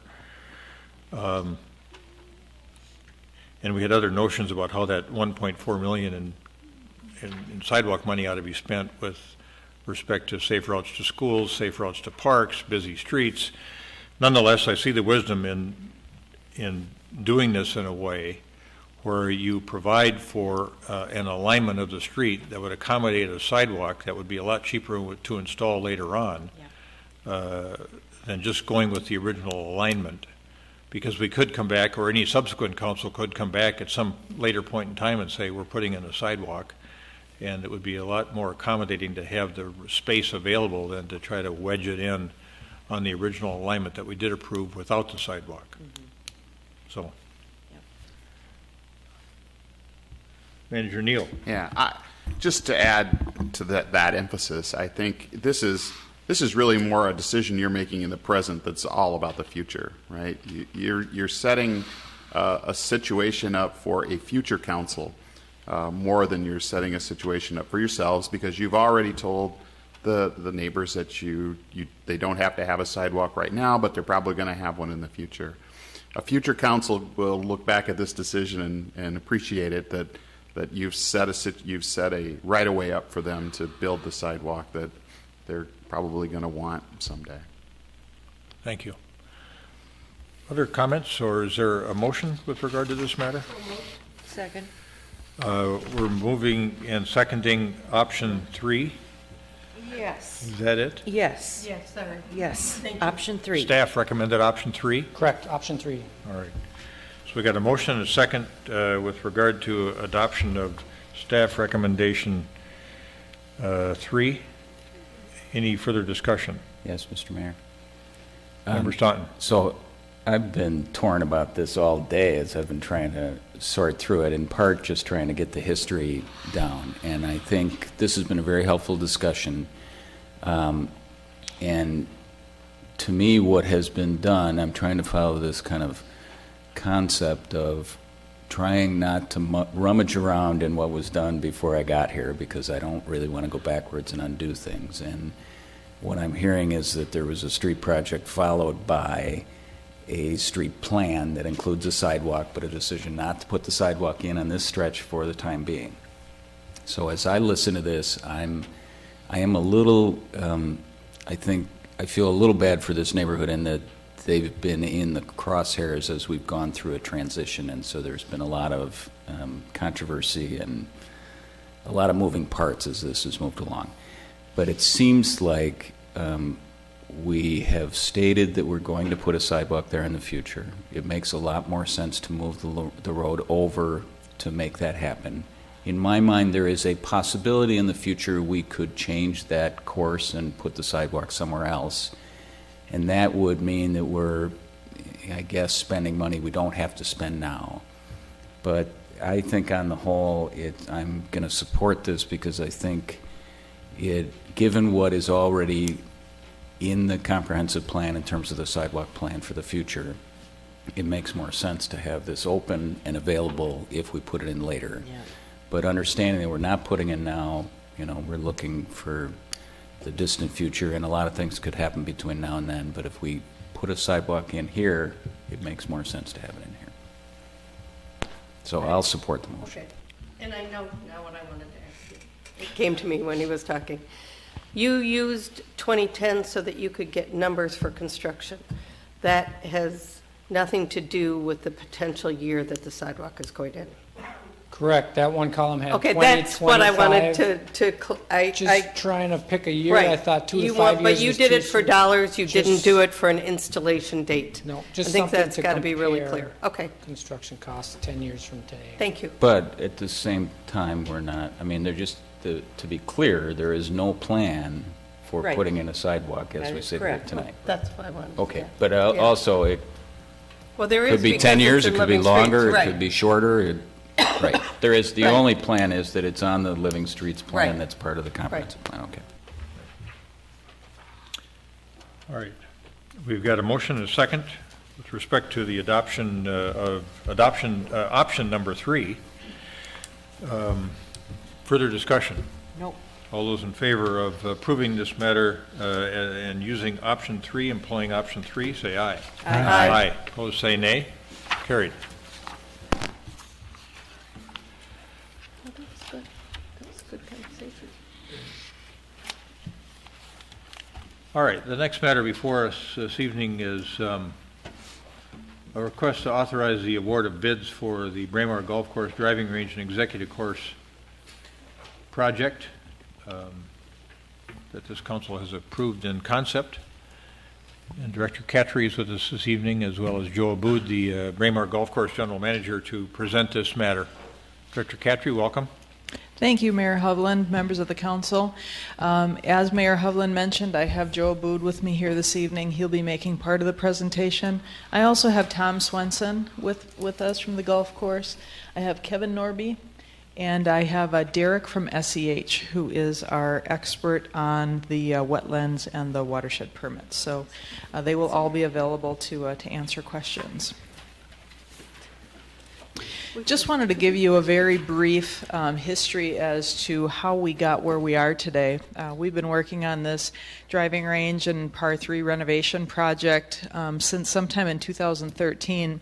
But the most recent approvals started about a year ago when the City Council directed staff to develop construction documents for the driving range and executive course project renovation consistent with the concept plan shown then, which is very, very similar to what you will see again this evening. In April of 2014, we hired Kevin Norby to help us create those construction documents. And in May, we hired SEH to help us through the permitting process. And very shortly after hiring SEH, we were alerted that the Army Corps of Engineers was facing about a 6-month minimum wait time for permits. So that was the first time we had a major red flag and snag in the plan to start construction in the fall of 2014. But we continued on, and we did our wetland delineations, even though we had significant rain and flooding in May and June of last year. And in June and July, we worked on the start of the permitting process. But in early July, we realized that construction just wasn't going to be possible in 2014, primarily because of the permitting process. So if you recall, I made a presentation to the City Council on July 15th of 2014 stating that we didn't feel like we were going to be able to move that project forward. Again, primarily because of the permitting process. It would have been very late in the year before we would have been able to bid the project. We didn't feel like we would have a competitive bidding environment at that time if we were even able to get a contractor to bid on a project at that late in the season. But from a positive standpoint, this did give us additional time to coordinate with the Braemar Master Plan Task Force and coordinate more closely in improving our stormwater plan. And it gave us more time also to work with the 9 Mile Creek Watershed District and the Army Corps of Engineers to really make sure that we were maximizing what we could do on the golf course and give us the very best plan possible. So where we stand today is asking the City Council to award bids. We opened bids on February 3rd. If the Council authorizes the bid this evening, our plan is to start construction on July 7th, complete construction by October 1st. We'd be able to open the driving range. These times next year are certainly weather permitting. Hopefully we won't have wet spring next year or this year for that matter like we've had the last 2 seasons. But we would hope to be able to open the driving range in May on mats only. And sometime between June 1st and July 15th, we would hope to open our new Par 3 course. And now I would like to bring forward Kevin Norby, who is going to just go through some of the highlights. We realized that you saw the plan last month, but we thought you might want an opportunity to view it one more time and to be able to ask Kevin a few questions. Thank you, Mr. Mayor, members of the City Council. Good to be back again. Can you see this? I guess you've got it in front of you. Good. How's that? Well, good. This is a hopefully an exciting day for City of Edina and for Braemar Golf Course. I was thinking as I drove in tonight, I remember back in the mid 80s how popular Braemar Golf Course was and what a great reputation it had, and the driving range in particular was something everybody talked about, and I think every other city aspired to have a driving range like yours. It was probably considered state-of-the-art at that time. Some things have changed. Obviously, as you've heard, technology has changed the game. People hit the ball further. These young kids seem to be getting bigger and stronger, and so what we were asked to do is really take a look at the driving range and the executive course and see if we could find a way to address some of the ongoing issues with playability, safety, and really create a facility that would be attractive to kids, seniors, and non-golfers, people who don't consider themselves a golfer.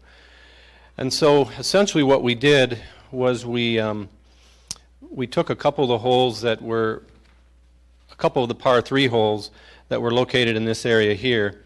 There were originally 4 holes on the west side of Braemar Drive, and we've eliminated 2 of those holes, which allowed us or required that we build 2 additional holes on the east side. That gave us the opportunity to widen the driving range, to increase the driving range in length, and to create a facility that was more sustainable, more profitable. And so what we have today, or what we're proposing today and asking for your approval on, is a new driving range that will be from the front to the very tip of the driving range will be 360 yards long. So from the front of the tees, it'll be 300 yards long. The existing driving range is only about 260 yards long, so the challenge there has been that when somebody hits the ball a long distance, some of these young kids again, or if the winds are out of the south, which they often are, it was possible to actually hit a ball up onto the lesson tee at the north end of the driving range. So we've lengthened the range by almost 100 yards, and that seems like a lot, but today we're building driving ranges. We're not building any driving ranges that are shorter than 300 yards. I played golf not too long ago with a 14-year-old, and I still remember on the 12th hole, this was in South Dakota, he hit the ball 300 yards. He was 40 yards past me. And I asked him, do you do that often? And he says, yeah, every once in a while. So he was 14-year-old. So what we tried to do here was to create a driving range that was really not just meeting today's demands of today's golfer, but really something that 5 or 10 or 20 years in the future, we're not going to be finding ourselves having to put up nets or fencing to try to protect golfers. So we've got a driving range tee that is probably double, it's almost double the size of your existing turf tee. Then we've proposed a concrete tee line with synthetic mats on the backside of that. So as Ann said, in the spring when the turf is not actively growing, or in the fall when the turf is not actively growing, we can put people out on the driving range and get that revenue stream started even sooner. We've also added some target greens, and these are still real turf, but they're not built like a real green. They're easy to maintain. We don't have to have a special mower for them. We've actually got some target bunkers in there, and again, these aren't sand, so we don't have to go pick the balls out of the sand. It's actually just an ag lime material where the balls will roll in and the ball picker can go right through there. We'll have new irrigation on the driving range. We were able to eliminate all the fencing that you saw around there. We did keep the fence that's currently on the west side. We don't know that that's really necessary, but we're not sure what's going to happen with the Castle 9 over there either. So, and we've got a small amount of fence we're putting on the right-hand side.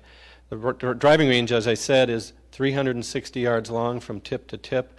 It's almost 600 feet wide from east to west. So it's a really nice wide corridor. I think it's safe to say that when we're done building this driving range, you will have the nicest driving range in the state of Minnesota. And given your location, your demographics, the history and the reputation of Braemar, I would expect this to be a very busy driving range. It's probably its closest competitor might be considered Les Bolstead Golf Course, if you've ever been by over on the University of Minnesota and seen how busy that is. But their driving range tee is almost half the size of this, and they've got fencing, 50-foot fencing all the way around it to protect it. So we were really fortunate here that you have enough space. Oftentimes we go into these older golf courses and we're asked to make changes, and we're really struggling to find the space to do that. And you had a really great opportunity here. So unless you've got a question, I'll move on to the executive course or the par 3 course. Yes? Just review the current number of driving spots we have and how many we will have in this plan for me. Tom, do you know that? The current number of we have it's a 580-foot wide tee. You currently only have, I think, about 25 synthetic mats across the back side of it. Yeah. And now we'll have. No, we'll have 58. Okay. You actually have the ability. It's that's dollars right there. So I just wanted to. No question. Okay. Yeah. I mean, if there's one part of a golf operation that makes money, it's the driving range. All the other revenue streams are important too: cart rental, club rental, green fees. Yes, sir. And in your professional judgment, should it be even wider? Should it be even more stalls? No, we actually looked at trying to make it a little bit wider than this, and we really felt that there comes a point that I likened it to building a parking lot for Mother's Day or Valentine's Day at a restaurant. You really don't want to overbuild. I think one of the best situations we can have here would be to build a driving range we feel is properly sized, and if there are people waiting to hit balls, that's a really good thing. What we don't want to do is build a driving range that's so big that we've got 20% of those stalls empty most of the time, and they're only busy on Saturday mornings. So I really think it's sized properly, and actually there's actually room for 71 spaces across the back side of the driving range. But given what we have right now, what we're showing spacing those mats out just a little bit further. So yeah, I think it's really perfect, I think, the way it is. I'm assuming that you and Superintendent Swenson have talked about grass varietals for the teeing area. Something that'll be appropriate for golfers to hit from, that they'll enjoy hitting off of from a surface standpoint, dense, but also that can be replaced or would regenerate itself rather quickly. Right. What are you thinking about there? Well, we're going to use a blend of Kentucky bluegrass and what they call a rhizomatous ryegrass. So it's a ryegrass is typically a bunch grass, but there are new cultivars out there that will spread. And so most of the driving ranges that you might be familiar with in the Twin Cities area or the state of Minnesota use Kentucky bluegrass, and then when they overseed, they put in ryegrass, because ryegrass germinates in 4 or 5 days and it recovers very quickly. Some of the private clubs, we just did a driving range for the Minnetonka Club. That's a bent grass tee, and that's a little different playing surface. It's a little bit more challenging and more expensive to maintain, and honestly most golfers, average golfers, really don't enjoy hitting off of bent grass and don't really understand how to hit off of bent grass. So this driving range tee will be Kentucky bluegrass and ryegrass, and we've used that blend at the driving range we recently did for Bunker Hills. We also did one for golf course at Bluff Creek and also at New Richmond, Wisconsin, and we've had good luck with that. Good. Thank you. Yeah. Pardon me. Go ahead. Would you also comment, because I think one of the features of this is that you have 58 tee stalls, if you will, and there are 4 rows of them, so that, are there not? Aren't there 4 rows? No. Let me clarify. The tee itself is about, we'll call it 580 feet wide. It's set up on a radius, so it's obviously narrower at the front. And we only have 1 row of synthetic mats along the back. So that's a permanent row of synthetic mats that are used really only while we're trying to allow the turf to mature and recover. The rest of the tee is a grass tee, just like you would find out on the golf course on any hole. And what we do there is we start the golfers at the back of the tee, and we allow them to hit forward. We allow them to hit, and then the next day we move those teeing areas forward and forward again and forward again. And what we ideally want is about 2.5 weeks of time before we get back to the back row again, so that turf has a chance to recover. So the back row isn't the backest row. The backest row is artificial. The backest row is artificial. Okay, That's all correct. right, okay. Yes. I just wanted to, I've had a misunderstanding then, which is just totally hearing the words and having an image and not matching them up. So there's 2 types of teeing surfaces here. One is the artificial teeing surface, which is the mats, and they're placed on concrete. And then there's the turf tee, the real grass tee, and that's about 103,000 square feet of turf. So think about that. That's over 2 acres. just in the tee. Just in the tee. Yeah. So what we've done with the executive course is redesign these holes so that we can make the course more enjoyable for more people. And obviously, being a shorter course, we think this course is geared towards kids, junior programs, women's, seniors, beginning golfers, and what I would call non-golfers, people who maybe own clubs, but they only go out once a year, and maybe their kids are in town and they want to go play.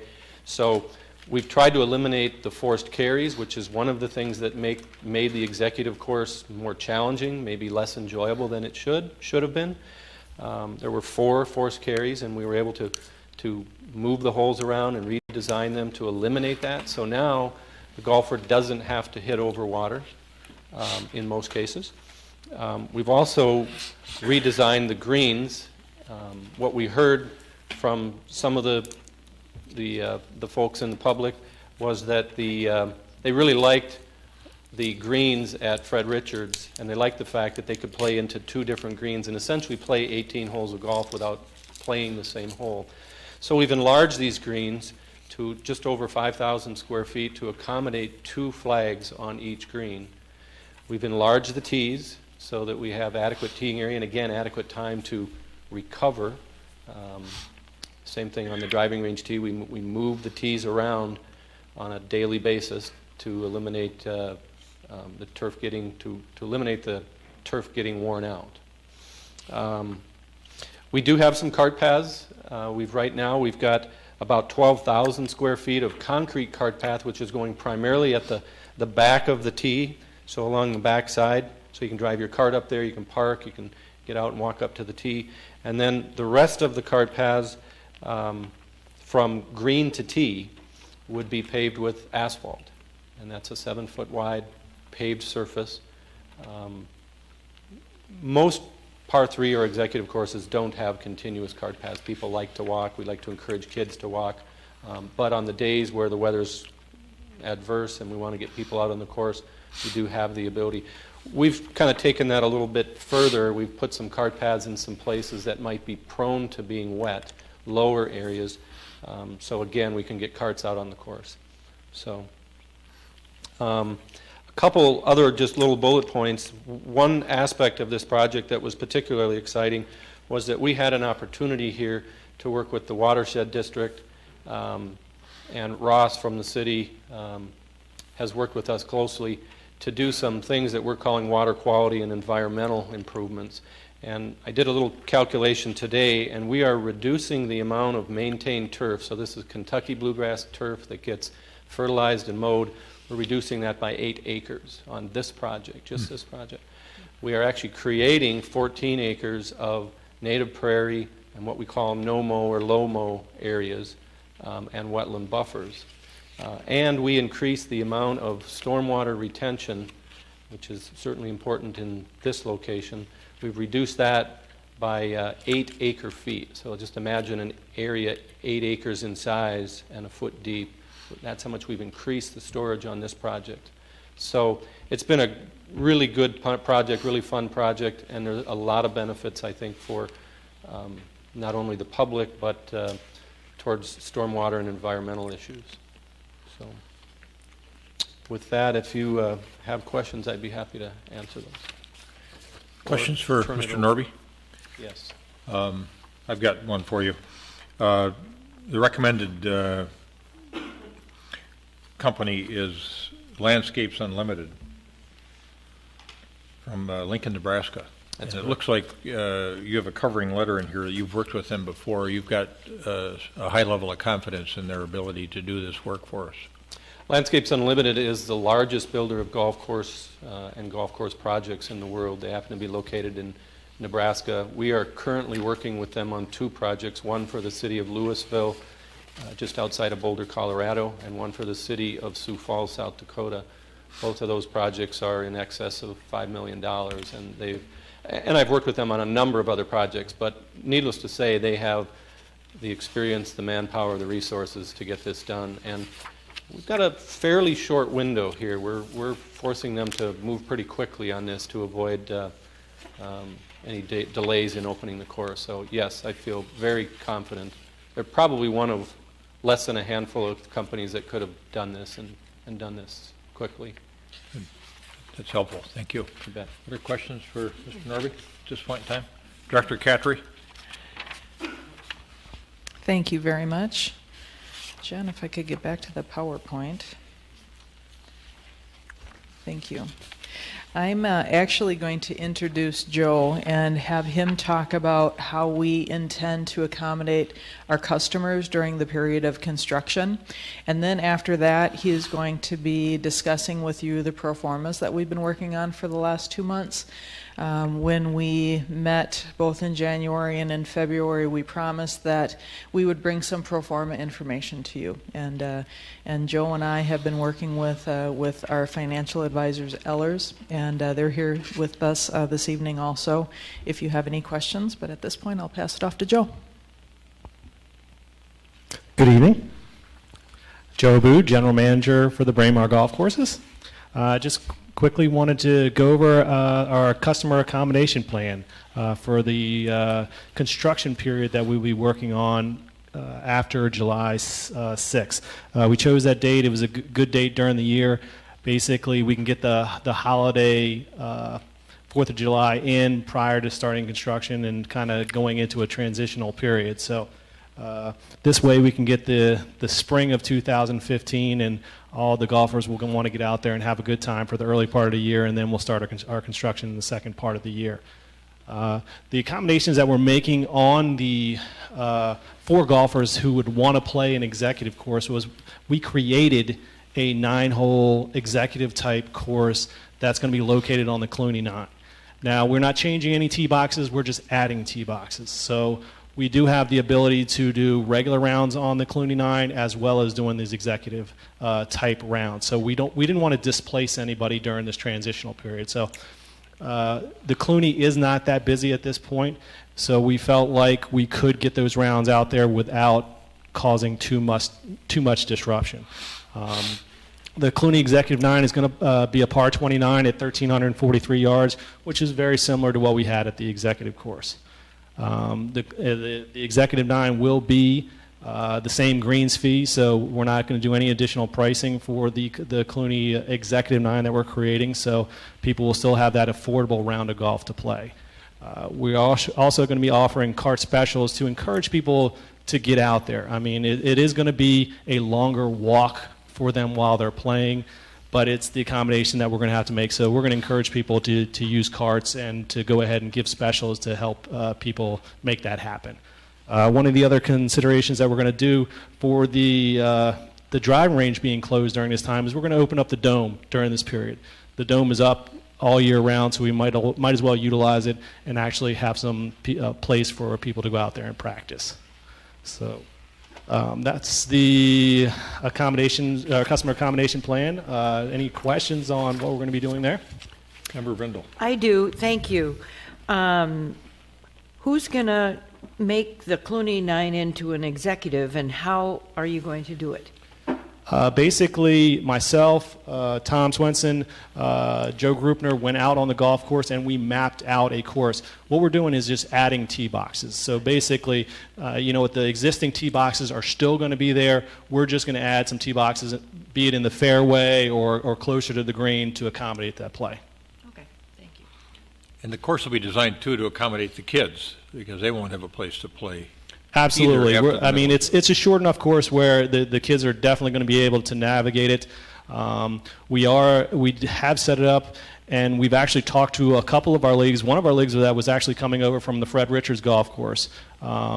So they're kind of in a transition to where they're going to play the executive for the first half of the year, and then they're going to transition to our Clooney executive for the second half of the year. So, and we've put that in front of them, and they've seen it, and they've kind of approved of what we've done. Other questions for Joe at this point in time? Yeah, go ahead, Joe. Okay. During this process, we've put together some financial pro formas. What we did is we created 4 separate pro formas that will go along with what we predict may happen with the overall process. And that being said, what it is we created a status quo pro forma. That is our first one in the packet. That pro forma is set up to where basically if we do not do the driving range project or the par 3 project at this time, but it does actually have some capital expenses that are going to be in there for the years to come because there are some requirements that need to be done regardless of what project that we do. Irrigation system is going to need to be addressed in the very near future, and regardless of the plan with Kevin Norby or with Richard Mandel, that's going to have to be addressed. So we did put that in the status quo pro forma. But Joe, that $849,500 would be in any pro forma under any scenario that you do. You need to spend that money in 2015. Capital expense $849,500. That's already approved projects that we are already working on with the clubhouse renovation, with the Tin Fish renovation, That's already stuff that's in the works for 2015. So you're correct. That is there regardless. Okay. Some of the basic assumptions I'll go through for the entire group of pro formas. This is not just for one, it's for all four of them. We took into consideration the closure of the Fred Richards. We took into consideration the new restaurant operations with the Tin Fist. Most general revenue we put in at a plus 3% year over year. Most golf revenue, however, we put in at 1% year over year. And then most expenses we put in at 2% year over year. So basically the pro forma, the first one you're going to look at is the status quo, and that's basically us saying we're only going to be doing the basics over the next 5 years. Any questions about the status quo?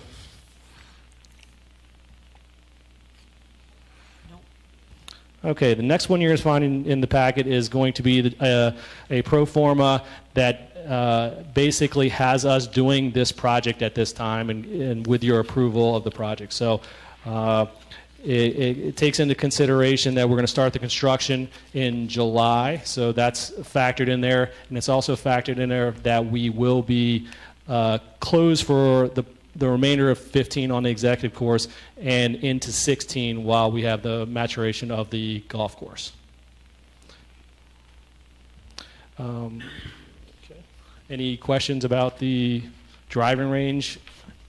This is only the revenues and expenses related to the driving range and the par 3. It doesn't have anything to do with the other 27 holes. Correct. This is only for the project that we're working with Kevin Norby. So you have built into this driving range and par 3 improvement pro forma all of the capital expense and repayment of that capital expense out of the operations of those two entities. Correct. But it's only for this particular project. Right. So even with the capital expense built in there for repayment, your annual cash flow has some years where you're positive, and then starting in 2018 for at least 3 years, we're losing some money because of the debt obligations, the capital. Correct, and that's the overall operation as well, with us not doing any other project. Understood. This is just this isolated pro forma. Correct. So, the revenues are definitely going to boost after we do this project, and that will carry some weight and help with the 27-hole regulation, but after a period of time, it won't be able to keep up if we don't do anything else. All right. So a couple things on this one. I would have expected your 2015 revenues to be down much more significantly if the driving range is closed during 2015. And then I would have expected overall, because I thought the driving range was the most profitable area of a golf enterprise, that the driving range would have buoyed this to keep it positive cash flow indefinitely. Well, we still have the rest of the golf course. Correct. So I thought this was just the driving range and the par 3. No, this is for total golf operations. Okay. This is if you do only that project and you don't change the 27. Correct. Okay. That's what I was asking before. Okay. Yeah. Thank you.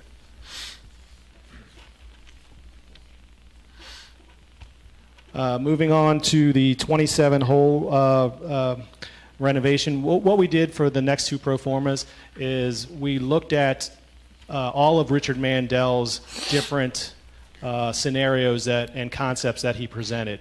And what we came up with, just as a base, there are two options that are going to come out of that. Now, the makeup of the option will change, but there are only two basic options that are coming out. You're either going to have a 27-hole regulation golf course, or you're going to have an 18-hole regulation golf course. So the next two pro formas are set up on that. With the 27-hole pro forma, we're going to start the project in 2017, and we're going to do 9 holes at a time, keeping 18 holes open at all times for golfers to play. We basically took it down revenues by 33%, as greens fees, rental cards, pull cards, all the way across the boards. We did only take payroll and expenses down by 20% during that period, and that's just to account for the fact that we do have some economy of scale in operating the business, so it only went down a little bit during that time because we still have to operate the 18 holes at all time throughout that construction process.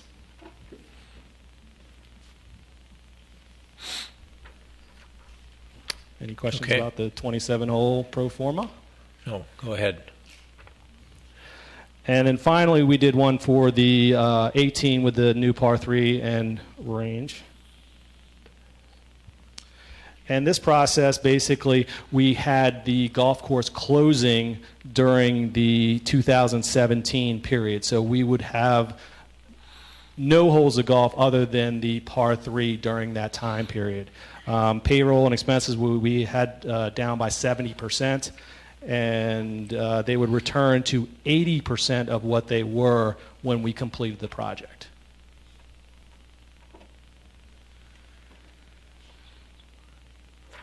So I have a question about the ahead, 18 versus the 27-hole pro formas. My hope would be, and I have to go back and similar to Member Staunton, I don't want to revisit decisions that have already been made. I want to make sure that we build on things and not try to tear them down. And so my hope would be that you genuine golfers, and I don't count myself among you because I'm a crappy golfer, but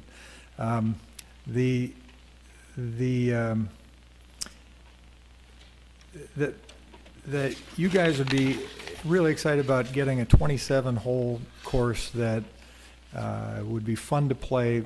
All 3 nines would be fun to play. And but that if you did that, you could keep those tee times filled during the season. If you were successful in doing that, my expectation and hope would be that the revenue, that you'd be at least at cash flow break even, or at least target something toward cash flow break even if you built that. You make a much more compelling case with your numbers here for an 18-hole course. And is it because you're pessimistic about your ability to keep those tee times filled, or what? Well, basically, I look at it, I've only been here 7 months, but I look back at the history and I can see what the utilization has been over the years. Presently, in 2014, we did 56,000 rounds. Now, to have 27 regulation holes fully utilized, you're going to be looking at 80,000 rounds. And, you know, it's been a steady decline over the years. I am, I don't want to say I'm pessimistic, but I know the golf industry and I know where it's been over the last few years. I just truly believe it's better to strengthen the golf course that you have, and and basically we know that the traffic is here, the utilization here is to fill up an 18-hole golf course. If we were to do the 27, that, like I said, fine with me, but you're going to have to gather another 30,000 rounds to be fully utilized. It's a lot of rounds. Now, and is that a marketing challenge, or is it just the state of golf generally being in decline? It's the state of the golf, and it's historicals of how many rounds of golf we've been doing over the last 10 years. Well, but as I'm we've confident heard before, the golf course has declined to the point where people are going elsewhere. They don't like golfing at Braemar as much. No, I am confident that there will be a strong comeback once these renovations are done. I just don't see that much of a comeback. I mean, it is a pretty substantial uphill battle to get 25 to 30,000 rounds back with the competition that we have today. Thank you. I'd like to follow through on this, but we're really just discussing whether we're going to go forward right now with. So I'm going to hold my questions on these. Come on, no, really? no, yeah, really. You can't resist. No, between 18 and 27, because I have a Just bunch one of more. questions I'd like to ask. But I think I'm going to hold those for the next conversation we have on that plan. I'm right kind of with you, and so Maybe we'll take Joe out Just for helping lunch. Mr. And Aboud be prepared for the next time. yeah, exactly. Let me take both of you out for lunch if Yeah. we announce it, and I'll convince you that the 18 hole is the way to go. Keep going. Kind of killed the conversation there. We could. We can post it. Mm-hmm. Thanks, Mr. Aboud. All right. We just wanted to remind the council, and I know that Kevin, during his presentation, he mentioned the improvements that we'll be making in terms of stormwater, soil stability, natural resource restoration, and wildlife habitat. I'm not sure if Kevin mentioned that we will also be increasing Oak Savanna by 6.2 acres. Area converted to prairies is 7.44 acres, and new wetland buffers is 1.1 acres. And this is a project that we've been very proud to work with the engineering department, and we'll receive some assistance from the stormwater utility to help pay for some of these stormwater improvements. So it's been a real great partnership with our engineering department to make these types of environmental improvements as part of this plan. So with that, the action that we're requesting tonight is for the council to award the base bid as presented, as well as alternate number 2, alternate number 10, and the water quality improvements for Braemar Golf Course, driving range, and executive course to Landscapes Unlimited in the amount of $1.7 million. Further questions for Director Khatri? Otherwise, we could entertain a motion. It was a great presentation, very thorough. Thank you. So moved. For the second? Second. We've got a motion and a second to award the base bid as presented, as well as alternate 2, alternate 10, and the water quality improvement for the Braemar Golf Course, driving range, and executive course. The bid award is recommended to go to Landscapes Unlimited LLC in Lincoln, Nebraska. And then, of course, we got some design architectural fees for Herford Norby and also for SEH. Any further discussion on this matter? Yes. Can I comment on my support? Comment. You sure can. A couple things. About 4 or 5 years ago, we had a study of this golf course. And the first 2 things we were supposed to do is build this driving range. The second one was to put in cart paths, not necessarily in the executive 9, but in the other 9. We have a group of golfers that are handicapped golfers out there. Are they still with us? They were. Absolutely, yeah. yes. I think that part of the cart paths on that executive 9 part is really important for them. I think it's also important because we've discovered it is a low level of land in some areas, and we need carts so that we can play every day. We promised the people at the Fred that we would have a good golf course when they moved over for their 9-hole leagues, and I think this is a really exciting change for that. But one of the things I think Mary and I got almost the most excited about was the way you're handling cleaning out the trees, the way you're handling planting around the sides and the waters. You're creating an environment that is incredibly interesting to look at. And I'm really excited about that too. So for all those reasons, you got my support on this. Very well said. Other comments? Member Brendel? Well, living in this part of the city, I am well aware when the water's over Braemar Boulevard. And looking at the part of this that has to do with water management, on one of the graphics in the packet, it shows 52 acres of residential property flows the stormwater to Braemar Park. And there's another 14.7 acres indicated there that might also flow its stormwater there, though it has less impervious surface. So, I would like that to be part of why this decision is what it is because there are improvements that need to be made, not just for the sport of golf, but also for the maintenance of a watershed. Member Stewart. I'm going to support this motion, and but a couple things about the reasons why. And as Manager Neal can attest, my questions that I've been pelting him with have to do with the overall golf enterprise budget. I don't like the idea of spending $1.7 million now and not knowing how that fits into a future revenue stream and how all of that fits together, which is part of the reason I was digging into some of those numbers, Mr. Aboud, with you a few moments ago. But it seems to me that this is a necessary first step. Also that in order to enable us to be timely and not miss a season, we need to get on the stick and get this approved now so that we can get started. And I think that that's very important to recognize. The lost time, especially in a golf enterprise, can be devastating economically. So I do want to commend you for both the concepts, both from a business perspective, but also I think from a golf perspective. The improvements to the driving range, I think, are going to be very, very important.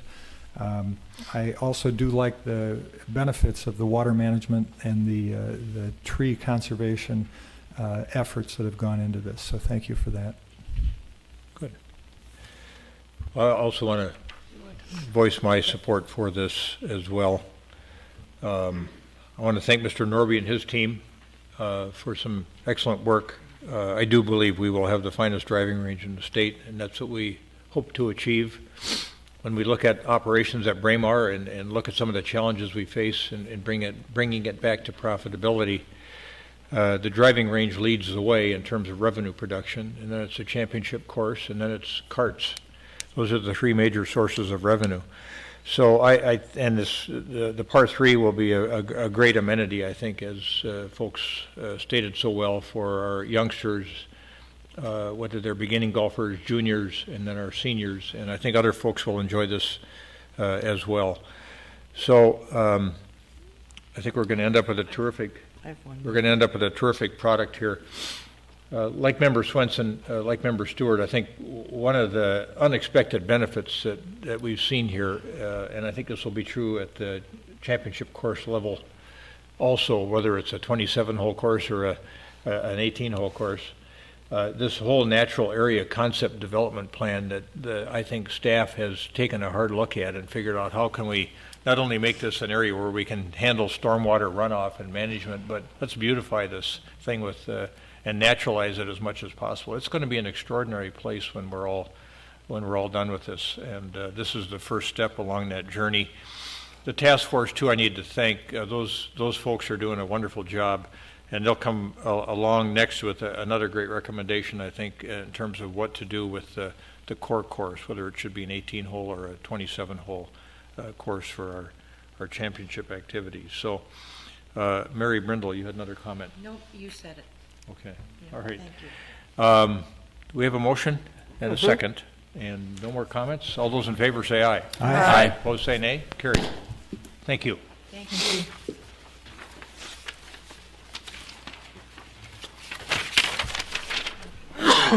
Bless you. Oh, allergies.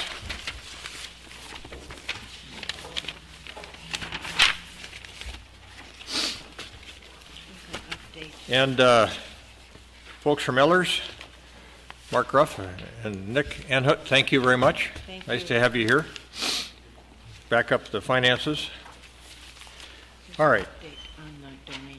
All right, we've got the next thing on the agenda is the resolution 2015-28 accepting donations and grants. Is there a motion? So moved. Second. Is there a second? Got a motion and a second to approve donations to the city of Edina that we need to accept by state law by majority vote of the council. All those in favor of accepting this donation say aye. Aye. Aye. Opposed say nay. Carried. And Member Brindle, you may want to comment on this. It's $8,200 from the Crime Prevention Fund, where you sit as a board member. I do. I take it for purchasing the new canine, which maybe you can tell us where the dog came from. I know it's black like diesel. Yes, a Blitz. And as a matter of fact, I'm going to ask. Why isn't he here? I'm going to ask Chief of Police Dave Nelson to tell us about Blitz.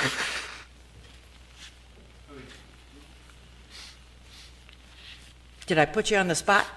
I didn't have a microphone.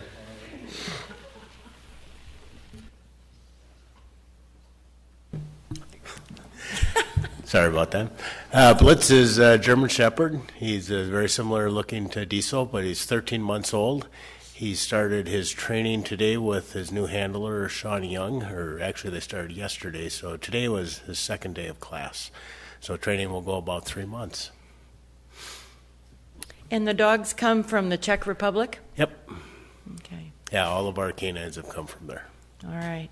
Well, thank you so much for all your guidance. The Crime Prevention Fund is a nonprofit, private nonprofit that exists to support the police department. So a variety of things the Crime Prevention Fund does, including raise money for rewards, but also raise money for projects like this that might not otherwise be possible. This is a canine is a very expensive program. It's not just the dog, which is about $8,000, but it's the training and the upgrade of the property to be able to handle the dog and to keep it safe, and also the vet bills and the food and all of that. And the training goes on for years, goes on as long as the dog is functioning as a police canine. Yes. So thank you so much. Thank you. Thank you to the Crime Prevention Fund. CCEU, Continuing Canine Education Units. That's a good idea. A passing thought, not worth really very much. Yeah, that's all right. Correspondence and petitions. Anything that we need to know about other than what was on the dais this evening? Manager Neal? Okay. That's all.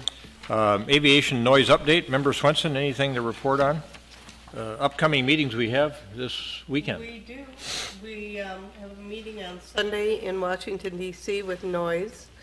I talked to one of our residents yesterday that lives right by the Wyman Bridge, where obviously the planes are continuing to go overhead on a minute-by-minute basis, I guess I would describe it. Wow. And we had a long conversation, and one of the things he told me was that he had tried to contact Representative Paulson and was in a queue because you push a button for what you want to talk to him about, and every time he hit airplane, he got disconnected. Now, I know that was probably accidental, but it just shows that, we really have to keep reminding our residents that they need to talk to Ellison and Paulson, depending on where they live, and then Klobuchar and Franken as to how they feel about the current airport issues, and I did a little education on him.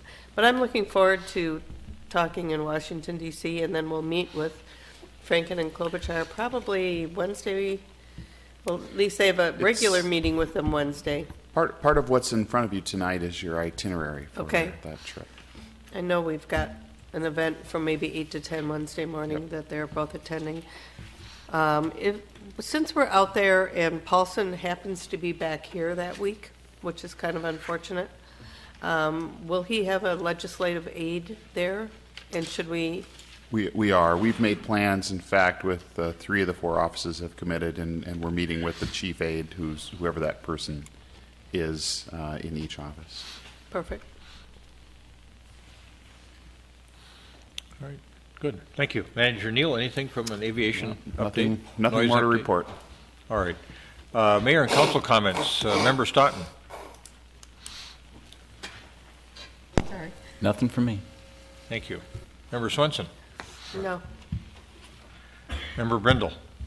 Well, I always have a couple things.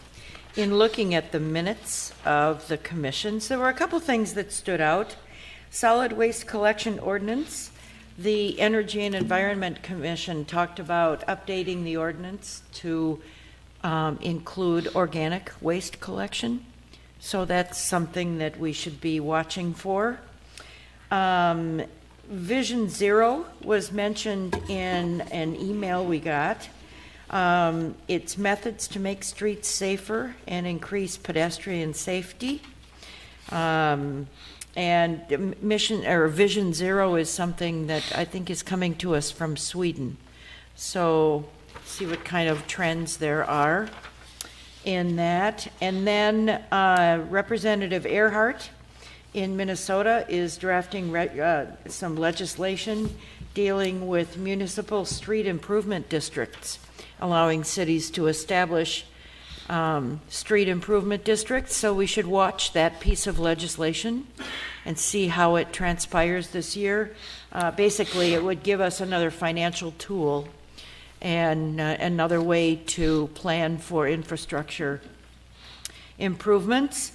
And then Ralph and I were walking, as we do quite often walk Braemar, and there was one area of it, and we were walking along and we could hear the windmill turning. And it made me wonder if it's one of those things that is in our heritage preservation, in our list of treasures in our city. So it says Hayes Farm, which it was. Braemar was Hayes Farm. And so it made me wonder if it is something that we regard as historic, and I think we should. One last thing, we have some friends. I left Manager Neal a voicemail that I understand he's shared with a few people. Some friends of ours went to California for a break recently, and they went to a taping of Jeopardy.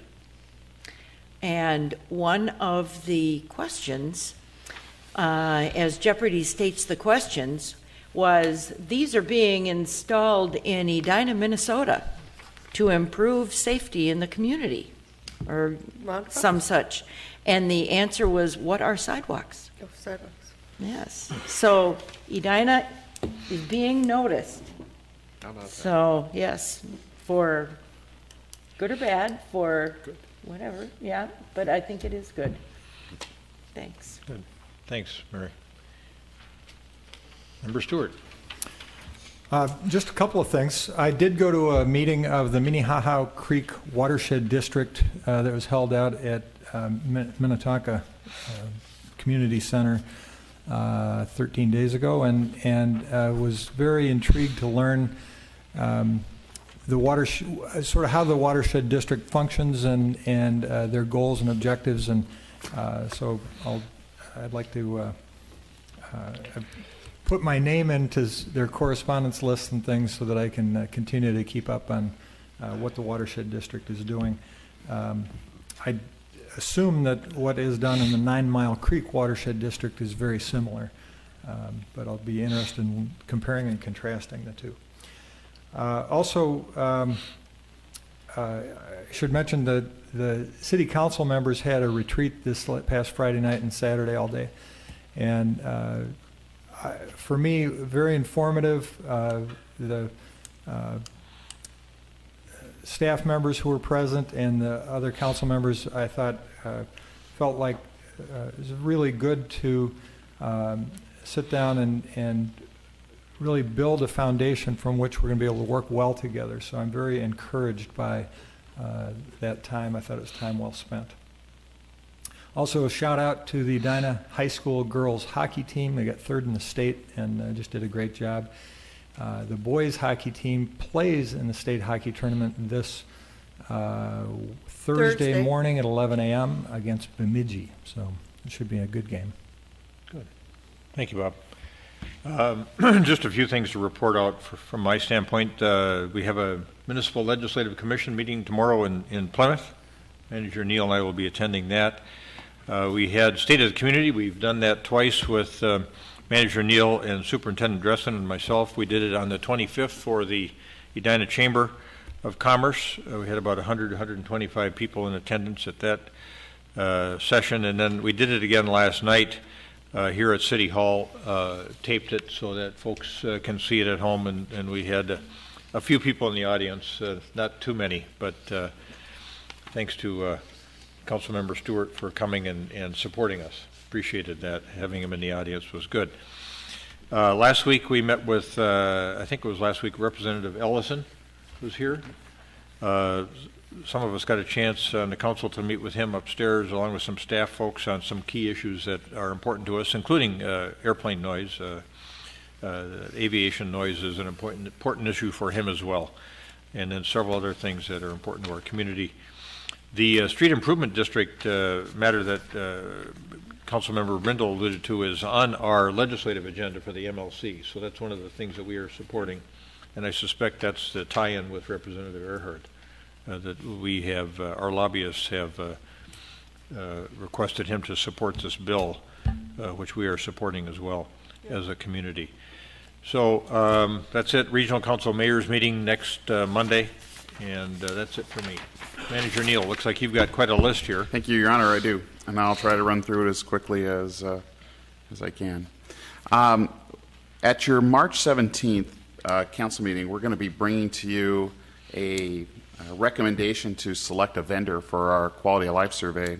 And this year, I'm giving you a heads up that it looks like we're going to recommend a new vendor.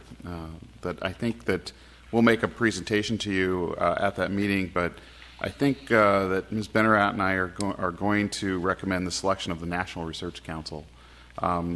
They do the same sort of survey work, but they do it nationwide. They can replicate most of the questions that we have used before on our past quality of life surveys. They do it by mail rather than phone. They have they do a larger sample, but really more than anything else, they provide us electronic access to the data so that we can use that data throughout our organization, and we don't get that actually with Morris Leatherman. So that their cost structures are very similar. They're coming in right about our budget amount, but we'll talk more about that at our next meeting. I don't have anything for you on the Hootens item that was on my report. I thought that I would, but I will give you a heads up that we've got this scheduled for you for an upcoming work session on June 2nd. We are getting interest from folks who are calling us and asking us if we would consider leasing the property, doing some tenant improvements and letting it lease up for a short term. There's pros and cons to that, of course, but that will be one of the items that we'll want to talk to you about at that time. Cable television, CenturyLink Cable TV franchise.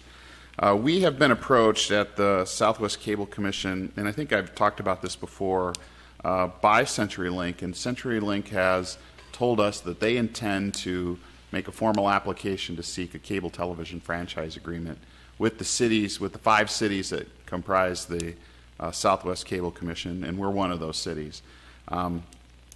They are telling us that they intend to do that later this spring.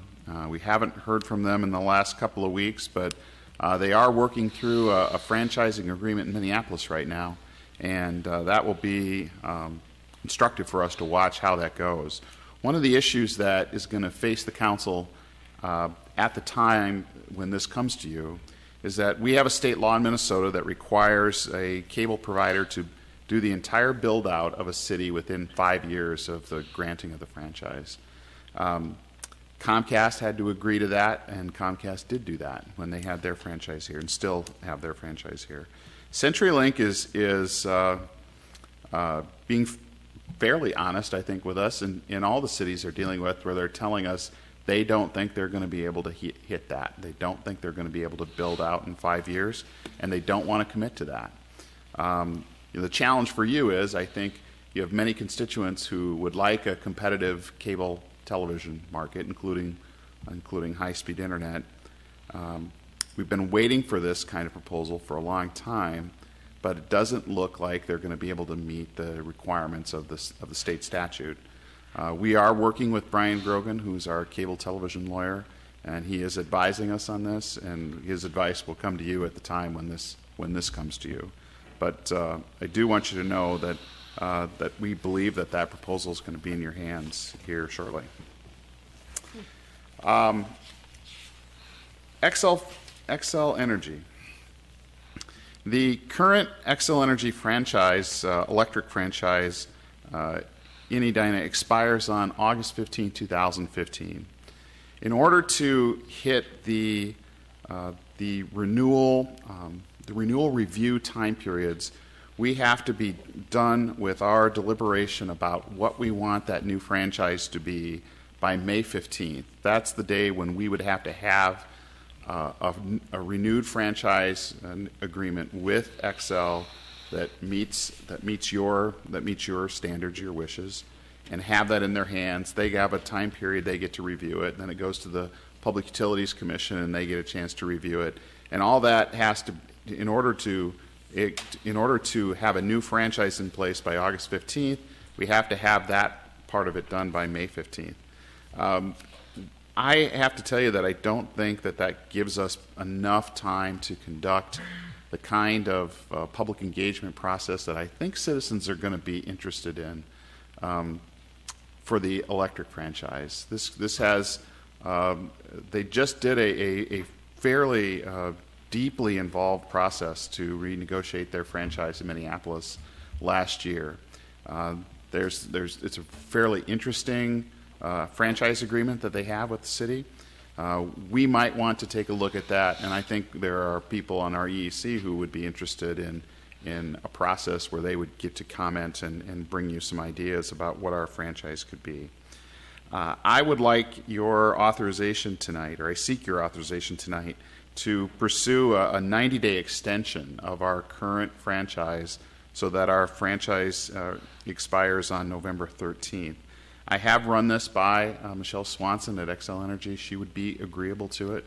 If you present that, and if you do agree to that or authorize it, we'll bring back a 90-day extension documentation in an ordinance form to the March 17th council meeting.